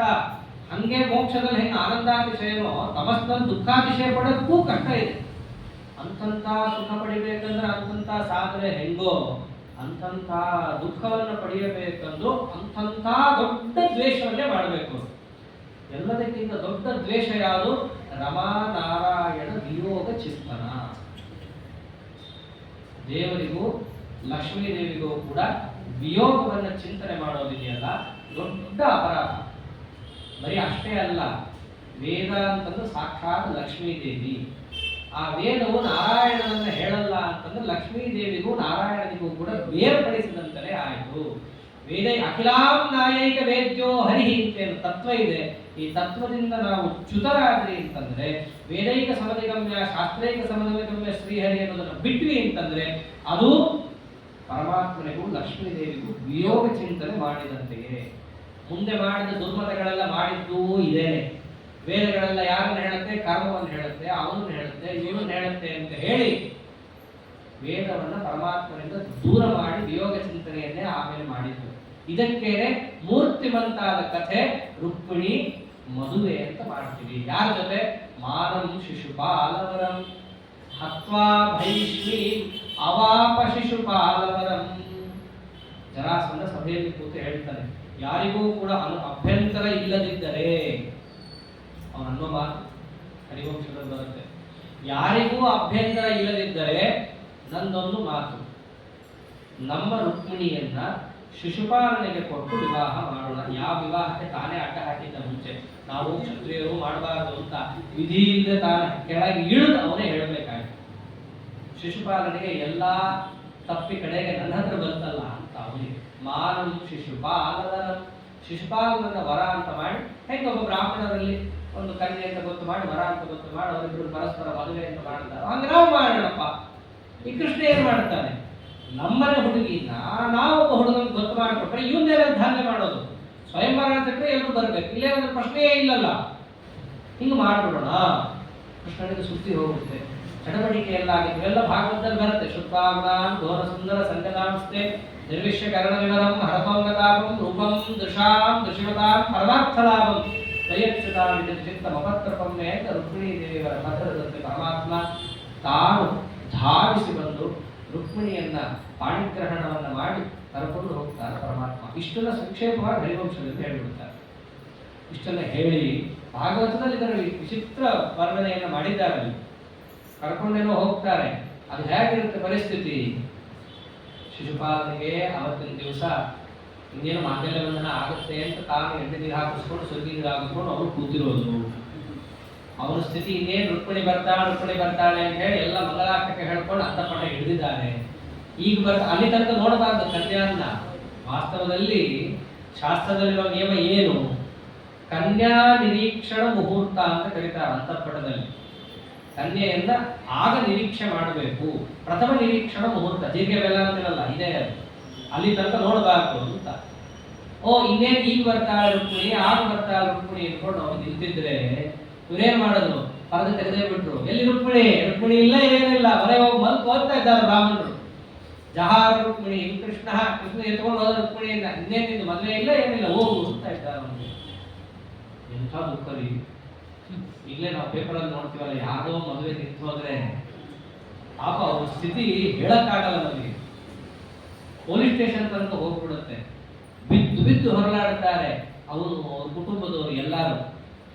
ಸಾಮಾನ್ಯ ಕುಟುಂಬದವ್ರಿಗೆ ಹೀಗೆ. ಅವನು ರಾಜ, ಚೇತದೇಶಾದಿ ರಾಜ. ದಿಬ್ಬಣ ತಗೊಂಡು ಬಂದ್ಬಿಟ್ಟಿದ್ದಾನೆ. ಬೆಳಗ್ಗೆ ಸ್ನಾನ ಆಗೋಗಿದೆ, ಎಲ್ಲಾ ಪೂಜೆ ನಾಂದಿ ಪಾಂದಿ ಎಲ್ಲ ಆಗೋಗಿದೆ. ಇನ್ನೇನು ಬರ್ತಾಳು ರುಕ್ಮಿಣಿ ಅನ್ಕೊಂಡಿದ್ದಾಗ ಪರದೆ ತೆಗೆದುಕೊಂಡು ಮನೆಗೆ ಹೋಗಿ ಮಲ್ಕೋ ಅಂತಂದ್ರೆ ಎಷ್ಟು ದುಃಖ ರೀ ಅವನಿಗೆ. ಅವನಂತಾನೆ, ಮರ್ಮತಾಡದೇನ ಚ ಕೃಷ್ಣ ಬಂದು ನನ್ನ ಮರ್ಮಕ್ಕೆ ಒದ್ದಿದ್ದು ನನಗೆ ದುಃಖ ಆಗ್ತಾ ಇರಲಿಲ್ಲ, ಅಷ್ಟು ದುಃಖ ಆಯ್ತು ನನಗೆ ಅಂತ. ನಾವು ಬಿದ್ದು ಹೊರಲಾಡ್ತಾ ಇದ್ದಾನೆ ನೆಲದಲ್ಲಿ. ಯಾರು ಸಮಾಧಾನ ಮಾಡೋದು ಸಮಾಧಾನ ಆಗ್ತಾ ಇಲ್ಲ. ಬ್ರಾಹ್ಮಣರಿಗೆ ಹೋಗಿ ಹೇಳ್ತಾ ಇದ್ದಾನೆ, ಬ್ರಾಹ್ಮಣ ನಾನೇನು ಬದುಕಲ್ಲ, ಇಲ್ಲೇ ಬೆಂಕಿಲಿ ಹಾಕೊಂಡ್ಬಿಡ್ತೀನಿ ನಾನು ಅಂತ ಇದ್ದಾನೆ. ಅಷ್ಟೊಂದು ಜರಾಸಂಧ ಎಲ್ಲ ಕೃಷ್ಣನನ್ನ ಹಿಂಬಾಲಿಸಿಕೊಂಡು ಹೋಗಿರ್ತಾರೆ ತರ್ತೀವಿ ಅಂತ ಹೇಳಿ. ರುಕ್ಮಿಯೂ ಕೂಡ ಪ್ರತಿಜ್ಞೆ ಮಾಡಿ ಹೋಗ್ತಾನೆ, ಅಹತ್ವಾಯ ಕೃಷ್ಣಂ ಅನಾದಾಯ ರುಕ್ಮಿಣಿ ಪುಣ್ಯನಂ ನ ಪ್ರವೇಕ್ಷ್ಯಾಮಿ. ಕೃಷ್ಣನನ್ನ ಕೊಂದು ರುಕ್ಮಿಣಿಯನ್ನ ತರದೆ ನಾ ಪುಣ್ಯಪಟ್ಟ ಪ್ರವೇಶ ಮಾಡಲ್ಲ. ಬ್ರಾಹ್ಮಣರು ತಥಾಸ್ತು, ಮಾಡಲೇಬೇಡ. ಅಯೋಗ್ಯ, ನೀನು ಇದ್ದಿದ್ದಕ್ಕೆ ನಮಗೆ ರುಕ್ಮಿಣಿ ಕೃಷ್ಣರ ವಿವಾಹ ನೋಡಕ್ ಆಗ್ಲಿಲ್ಲ, ನೀನು ಬರಲೇಬೇಡ ಈ ಊರಿಗೆ ಅಂತ ಹೇಳಿ ಅವರು ಆಶೀರ್ವಾದ ಮಾಡಿ ಕಳಿಸಿದ್ದಾರೆ. ಇತ್ತ ಕಡೆಯಲ್ಲಿ ಶಿಶುಪಾಲ ಎಲ್ಲಾ ಕಟ್ಟಿಗೆಯನ್ನು ಹಾಕಿ ನಾನು ಹಾಕುತ್ತೇನೆ ಬೆಂಕಿಗೆ ಅಂತಿದ್ದಾಗ ಬಲರಾಮ ದೇವರ ಸೇನೆಯನ್ನು ಏನು ತಂದಿದ್ರು. ಆ ಯಾವ ಸೇನೆ ಎಂಬುದು ಸಂಪೂರ್ಣ ಜರಾಸಂಧಾದಿಗಳನ್ನು ಬಡಿದು, ಬಲರಾಮ ದೇವರ ಅದಾದ್ಮೇಲೆ ಜರಾಸಂಧನ ಕೊಲ್ಲಕ್ಕೆ ಹೋಗ್ಲಿಲ್ಲ. 2 ಸರ್ತಿ ಬಯಸ್ಕೊಂಡ ಮೇಲೆ ಕೊಲ್ಬೇಡ ಅಂತ ಹೇಳಿ ಮತ್ತೆ ಇನ್ನೊಂದು ಸರ್ತಿ ಕೊಲ್ಲಕ್ಕೆ ಹೋಗ್ತಿರ್ಲಿಲ್ಲ. ಆಗ ಕೊಲ್ಲೋದಕ್ಕಿಂತ ಹೆಚ್ಚು ಹೊಡೆದಿದ್ರು ಅವನಿಗೆ. ಎತ್ತೆತ್ತು ಜರಾಸಂಧನ ಹೊಡೆದಿದ್ದಾರೆ. ಬದುಕೊಂಡು ಶಿಬಿರಕ್ಕೆ ಹೋಗಿ ಔಷಧಿ ಹಚ್ಕೊಂಡು ಕೂತಿರ್ತಾನೆ ಜರಾಸಂಧ. ಅವ್ರು ಮಾಡಿದ ಗಾಯ ಪರಿಹಾರಕ್ಕೆ ಅಷ್ಟೊಂದು ಸುದ್ದಿ ಬರುತ್ತೆ, ನಿಮ್ಮ ಶಿಷ್ಯ ಬೆಂಕಿಗೆ ಹಾಕ್ಕೊತಿದ್ದಾನೆ ಅಂತ. ಓಡಿ ಬಂದು ಬೆಂಕಿಗೆ ಹಾಕೊಳ್ಳೋದನ್ನು ತಡಿತಾನೆ. ಯಾಕೆ ಹಾಕ್ಕೊತಾ ಇದೆ ಬೆಂಕಿಗೆ? ಇಷ್ಟು ಅವಮಾನ ಆಯ್ತು ಒಳ್ಳೆ. ಇದಕ್ಕಿಂತ ಅವಮಾನ ನನಗೆ. ನಿಮ್ಗೇನು ಗೊತ್ತು? ನಿಮ್ಗೆ ಯಾವತ್ತಾದ್ರೂ ಹಿಂಗೆ ಆಗಿದ್ಯಾ? ನಿಮ್ಗೆ ಯಾವತ್ತಾದ್ರೂ ಅರ್ಧ ಮದುವೆ ನಿಂತು ಊರ್ ಜನ ಎಲ್ಲ ನಿಮ್ಮನ್ನು ನೋಡಿ ನಗೋ ಅವಸ್ಥೆ ನಿಮಗೆ ಗೊತ್ತಿಲ್ಲ. ಅವ್ರವ್ರ ದುಃಖ ಅವ್ರವ್ರಿಗೆ ಇರುತ್ತೆ. ನನಗೆ ಆಗಿದ್ದು ಯಾರಿಗೂ ಆಗಕ್ಕೆ ಸಾಧ್ಯ ಇಲ್ಲ. ಆದ್ದರಿಂದ ನಾನು ಹಾಕೋದು ಬಿಡ್ರಿ ಅಂತ ಜರಾಸಂಧ ಉಪದೇಶ ಮಾಡ್ತಾನೆ. ನೋಡು, ಯಾವಾಗಲೂ ಕೂಡ ಸಮಯ ಸುಖ ದುಃಖಗಳಲ್ಲಿ ಲಾಭ ಜಯ ಉಪದೇಶ ಮಾಡ್ತಾನೆ ಅವನು. ಲಾಭ ಜಯ ಎಲ್ಲ ಸಮವಾಗಿರ್ಬೇಕು ನಾವು. ನಿನಗೆ ಎಷ್ಟು ಸತಿ ಅವಮಾನ ಮಾಡಿದನು ಕೃಷ್ಣ? 1 ಸರ್ತಿ ಮಾಡಿದ. ನನಗೆ 18 ಸರ್ತಿ ಮಾಡಿದ. ಬದುಕಿದ್ದಂತಾನೆ ಇಲ್ಲ ನಾನು. ನಿನಗಿನ್ನ ಮೊದಲನೇ ಸರ್ತಿ ಆಗಿರೋ, ಆರಾಮಾಗಿರು ಅಂತ ಹೇಳಿ ಆ ಶಿಶುಪಾಲನನ್ನು ಬದುಕಿಸಿ ಪರಮಾತ್ಮ ಜರಾಸಂಧ ಅಲ್ಲಿಂದ ಹೋಗಿದ್ದಾನೆ. ರುಕ್ಮಿಣಿ ಕೃಷ್ಣನನ್ನ ಹಿಂಬಾಲಿಸಿಕೊಂಡು ಹೋದಾಗ ಕೃಷ್ಣ ಪರಮಾತ್ಮ ನಿಂತು ರುಕ್ಮಿಣಿಯ ಎಲ್ಲಾ ಸೈನ್ಯವನ್ನೂ ಕೂಡ ಸಂಹಾರ ಮಾಡಿ ಅವರನ್ನೂ ಕೂಡ ಇನ್ನೇನು ಸಂಹಾರ ಮಾಡಬೇಕು ಅಂತ ಹೇಳಿ ಖಡ್ಗವನ್ನ ಎತ್ತಿದಾಗ ಅಲ್ಲೇ ರುಕ್ಮಿಣಿ ದೇವಿ ಸೂಚನೆಯನ್ನು ಕೊಡ್ತಾಳೆ, ಬೇಡ, ಮೇಲಿಗೆ ಬರುತ್ತೆ, ಇವನನ್ನು ಕೊಂದ್ರೆ, ಆದ್ದರಿಂದ ಇವನನ್ನು ಬಿಟ್ಟುಬಿಡು, ಮಧ್ಯನೇ, ಆದ್ರೆ ಇವಾಗಲ್ಲ ಅಷ್ಟೇ ಅಂತ ಹೇಳಿದಾಗ ಖಡ್ಗ ಎತ್ತಿದ್ದಕ್ಕೆ ಸಾರ್ಥಕ್ಯಕ್ಕೋಸ್ಕರ ಅರ್ಧದಲ್ಲಿ ಅರ್ಧ ಮೀಸಿ ಎಲ್ಲ ಬೋಳಿಸಿ ಜನ್ಮಾವಧಿಯಲ್ಲಿ ಬೆಳಿಬಾರದು ಆಗ ಮಾಡಿದ್ದಕ್ಕೆ. ಆನಂತರ ತಾನು ಭೋಜಕಟ ಊರಿಗೆ ಹೋಗೋಂಗಿಲ್ಲ. ಎಲ್ಲಿಗೆ ಹೋಗಬೇಕು? ಭೋಜಕಟಾಹ ಅನ್ನೋಲ್ಲಿ ತಾನು ನಿಂತು ರುದ್ರದೇವರನ್ನು ತಪಸ್ ಮಾಡಿ ಅಪ್ಪಿ ದುರ್ವಾಸರಿಂದ ಮಂತ್ರ ಎಲ್ಲ ಪಡೆದುಬಿಟ್ಟಿರ್ತಾನೆ. ರುದ್ರದೇವರು ಬರ್ತಾರೆ, ಏನು ಬೇಕು ಅಂತ ಕೇಳ್ತಾರೆ. ಕೃಷ್ಣನ್ ಕೊಲ್ಲುವಂತಹ ಆಯುಧ ಕೊಡು. ಬುದ್ಧಿ ಇಲ್ಲ, ಅರ್ಧ ತಲೆ ಬೋಳಿಸ್ ಹೋಗಿದೆ. ಇನ್ನ ಕೃಷ್ಣನ್ ಕೊಲ್ತೀನಿ ಅಂತೆಲ್ಲ, ಕೃಷ್ಣನ್ ಕೊಲ್ಲಕ್ ಆಗಲ್ಲ. ದೊಡ್ಡವರು ಮಂತ್ರೋಪದೇಶ ಕೊಟ್ಟಿದ್ದಾರೆ ಅಂತ ಹೇಳಿ ನಾ ಬಂದು ನೀ ಕೇಳಿದ್ದಕ್ಕೆ ವರ ಕೇಳಿದ್ದೀಯಾ ಅಂತ ಹೇಳಿ ಒಂದು ಆಯುಧ ಕೊಡ್ತಾ ಇದ್ದೀನಿ. ಕೃಷ್ಣನ ಮೇಲೆ ಬಿಡೋಂಗಿಲ್ಲ, ಬೇರೆಯವ್ರ ಮೇಲೆ ಬಿಟ್ರೆ ಗೆಲ್ತೀಯ, ಕೃಷ್ಣನ ಮೇಲೆ ಬಿಟ್ರೆ ನನ್ನ ಹತ್ರ ಬಂದ್ಬಿಡುತ್ತೆ, ನೀ ಕರೆದ್ರೂ ಬರಲ್ಲ ಅಂತ ಹೇಳಿ ರುದ್ರದೇವರು ಹೋಗ್ಬಿಡ್ತಾರೆ. ಮತ್ತೆ ಕರೆದ್ರೂ ಬರಲ್ಲ ಅಂದ್ರೆ ತಪಸ್ಸೆ ಯಾಕೆ ಮಾಡ್ತಾನ ಅಂತ ಹೇಳಿ ಭೋಜಕಟಾಹದಲ್ಲಿ ಅವನು ಕೂತು ಬಿಡ್ತಾನೆ. ಇತಾ ಕಡೆಯಿಂದ ಶ್ರೀಹರಿ ಆ ರುಕ್ಮಿಣಿ ದೇವಿಯನ್ನು ಕರ್ಕೊಂಡು ದ್ವಾರಕಾಪಟ್ಟಣಕ್ಕೆ ಬಂದಾಗ ದೇವಕಿ ದೇವಿ ಅಂತಾಳೆ, ಮೊದಲನೇ ಸರ್ತಿ ಕರೆಕ್ಟಾಗಿ ಮದುವೆ ಆಗ್ತಾ ಇದೆಯಾ? ರಾಸಕ್ರೀಡಾ ಮಹೋತ್ಸವ ಆಗೋಗಿದೆ, ಮೊದಲನೇ ಸರ್ತಿ ಮದುವೆ ಆಗ್ತಾ ಇದೆಯಾ? ಕ್ಷೇತ್ರದಲ್ಲಿ ಮದುವೆ ಆಗು ಅಂತ ಹೇಳಿ ಮೂಲ ಮಾಧವ ಕ್ಷೇತ್ರದಲ್ಲಿ ಅವರಿಬ್ಬರ ವಿವಾಹ ಅಂತ ನಿಶ್ಚಯವಾದಾಗ ಮತ್ತೆ ಹೆಣ್ಣು ಕಡೆ ಯಾರಾಗಬೇಕು ಅಂತ ಪ್ರಶ್ನೆ ಬಂದ್ರೆ ಆ ಯಾದವರಲ್ಲೇ ಇಬ್ಬಾಗ ಆಗಿ ಒಬ್ಬರು ಕೃಷ್ಣನ ಕಡೆ, ಒಬ್ಬರು ರುಕ್ಮಿಣಿ ದೇವಿಯವರ ಕಡೆ ಅಂತ ಹೇಳಿ ತಾವೇ ನಿರ್ಣಯ ಮಾಡಿಕೊಂಡು ಪರಮಾತ್ಮನಿಗೆ ಎಲ್ಲರೂ ಕೂಡ ಅಂತಃಪಟವನ್ನು ಹಿಡಿದು ಲಕ್ಷ್ಮೀರ್ಯಸ್ಯ ಪರಿಗ್ರಹ ಕಮಲಭೂಹು ಸ್ಮೃತ್ಕರುತ್ಮಾನ್ ರಥಃ ಪೌತ್ರಶ್ಚಂದ್ರ ವಿಭೂಷಣ ಸುರಗುರು ಶೇಷಶ್ಚ ಶಯ್ಯಾಸನಃ ಬ್ರಹ್ಮಾಂಡಂ ವರಮಂದಿರಂ ಸುರಗಣಾಃ ಯಸ್ಯ ಪ್ರಭೋ ಸೇವಕಾಃ ಸತ್ರೈಲೋಕ್ಯ ಕುಟುಂಬ ಪಾಲನಪರಃ ಕುರ್ಯಾದ್ಧರ್ಮಂಗಲಂ ಸುಮುಹೂರ್ತೆ ಸಾವಧಾನ ಸುಲಗ್ನ ಸಾವಧಾನ ಶ್ರೀಲಕ್ಷ್ಮೀ ನಾರಾಯಣ ಧ್ಯಾನ ಸಾವಧಾನ ಅಂತ ಹೇಳ್ತಾ ಪ್ರತಿಯೊಬ್ಬರೂ ಕೂಡ ಪರಮಾತ್ಮನಿಗೆ ಅಕ್ಷತಾರೋಪಣವನ್ನು ಮಾಡಿ ಅಕ್ಷಯ ಫಲವನ್ನು ಪ್ರತಿಯೊಬ್ಬರೂ ಕೂಡ ಪಡಿತಾ ಇದ್ದಾರೆ. ಎಲ್ಲರಿಗೂ ಈ ಭಾಗ್ಯ ಸಿಗಲ್ಲ. ಒಮ್ಮೊಮ್ಮೆ ಪರಮಾತ್ಮ ಈ ಭಾಗ್ಯವನ್ನು ಜಗತ್ತಿಗೆ ಕಾಣುವಂತೆ ಲೋಕದಲ್ಲಿ ಲೀಲೆಯನ್ನು ತೋರಿಸ್ತಾನೆ. ಇಂತಹ ಪರಮಾತ್ಮ ರುಕ್ಮಿಣಿ ಕಲ್ಯಾಣವನ್ನು ಹೇಗೆ ಮಾಡಿಕೊಂಡಿದ್ದಾನೋ ಅದರಂತೆ ಸತ್ಯಭಾಮ ಜಾಂಬೂತಿ ದೇವಿಯವರನ್ನು ವಿವಾಹ ಸಮಂತಕೋಪಾಖ್ಯಾನ ನಿಮಿತ್ತದಿಂದ ಆನಂತರದಲ್ಲಿ ಸತ್ಯಭಾಮ ದೇವಿಯವರನ್ನು ಕೂಡ ಸತ್ರಾಜಿಗೆ ಕೊಟ್ಟು ವಿವಾಹ ಮಾಡಿದ್ದಾನೆ. ಆನಂತರದಲ್ಲಿ ಲೀಲಾದೇವಿ ವೃಷಭದ ಒಂದು ಪರಾಜಯವನ್ನು ಮಾಡಿ ಅಲ್ಲಿ ಪಡೆದಿದ್ದಾನೆ. ಮಿತ್ರಲಿಂಗಾದೇವಿ ಅವರನ್ನು ಕೂಡ ಪಡೆದು ಅದರಂತೆ ಭದ್ರಾಂಶ ಕೈಕಯ ಸುತಾಂ ಲಕ್ಷಣಾ ಸ್ವಾಂತ ಶೋಭಹತೆ ಲಕ್ಷಣಾದೇವಿ ಅವರನ್ನು ಕೂಡ ವಿವಾಹ ಆಗಿದ್ದಾನೆ. ಕಾಲಿಂದಿ ಅಂತ ಯಮುನಾ ಅವರು ಕೂಡ ಪ್ರಾರ್ಥನೆ ಮಾಡಿದ್ದು ವರ ಪಡೆದು ಬಂದಿದ್ದು. ಆದ್ದರಿಂದ ಲಕ್ಷ್ಮೀದೇವಿಯ ಅಂಶ ಅವರನ್ನು ಕೂಡ ಪರಮಾತ್ಮ ಇಟ್ಟು ತಾನು ಅವರನ್ನು ವಿವಾಹ ಆಗಿದ್ದಾನೆ. ಹೀಗೆ ಷಣ್ಮಹಿಷಿಯರು ಸತ್ಯಭಾಮ ಮತ್ತು ರುಕ್ಮಿಣಿ ಸಮೇತನಾದ ಪರಮಾತ್ಮನ ಚರಿತ್ರೆ ದಿವ್ಯವಾಗಿದೆ ಅಂತ ವೈಶಂಪಾಯನರು ಹೇಳುತ್ತಿರಲಿಕ್ಕೇನೆ. ಪರಮಾತ್ಮನ ಚರಿತ್ರೆ ಅಷ್ಟೇ ದಿವ್ಯವಾಗಿದೆ ಅಂತಲ್ಲ, ಪರಮಾತ್ಮನ ಪುತ್ರನ ಚರಿತ್ರೆಯೂ ಅಷ್ಟೇ ದಿವ್ಯವಾಗಿದೆ. ಅದರಲ್ಲೂ ಕೂಡ ವಿಶೇಷವಾಗಿ ರುಕ್ಮಿಣಿ ಸತ್ಯಭಾಮ ದೇವಿಯವರ ಚರಿತ್ರೆ ಅಂತಿದೆಯಲ್ಲ, ಬಹಳ ಅಮೋಘ. ಒಂದು ಮಾತಂತಾರೆ, ನಮ್ಮ ಆಚಾರ್ಯರನ್ನು ಬಹಳ ಹೇಳೋರು, ಹೇಗೆ ಮನೆಯಲ್ಲಿ ಹೆಂಡತಿ ಇರಬೇಕು ಅಂತ ರುಕ್ಮಿಣಿ ದೇವಿ ತೋರಿಸಿದ್ರೆ ಕಲಿಯುಗದಲ್ಲಿ ಹೇಗೆ ಹೆಂಡತಿಯರು ಇರ್ತಾರೆ ಅಂತ ಹೇಳಿ ಸತ್ಯಭಾಮ ದೇವಿಯವರು ತೋರಿಸ್ತಾ ಇದ್ರು ಅಂತ ಹೇಳ್ತಾ ಇದ್ದಾರೆ. ಅದರಂತೆ ಸತ್ಯಭಾಮ ದೇವಿಯವರ ಜೋರು ಅಂದ್ರೆ ಏನು, ಅಷ್ಟು ಜೋರು. ರುಕ್ಮಿಣಿ ದೇವಿಯವರದಂತೂ ಮಾತೇ ಇಲ್ಲ.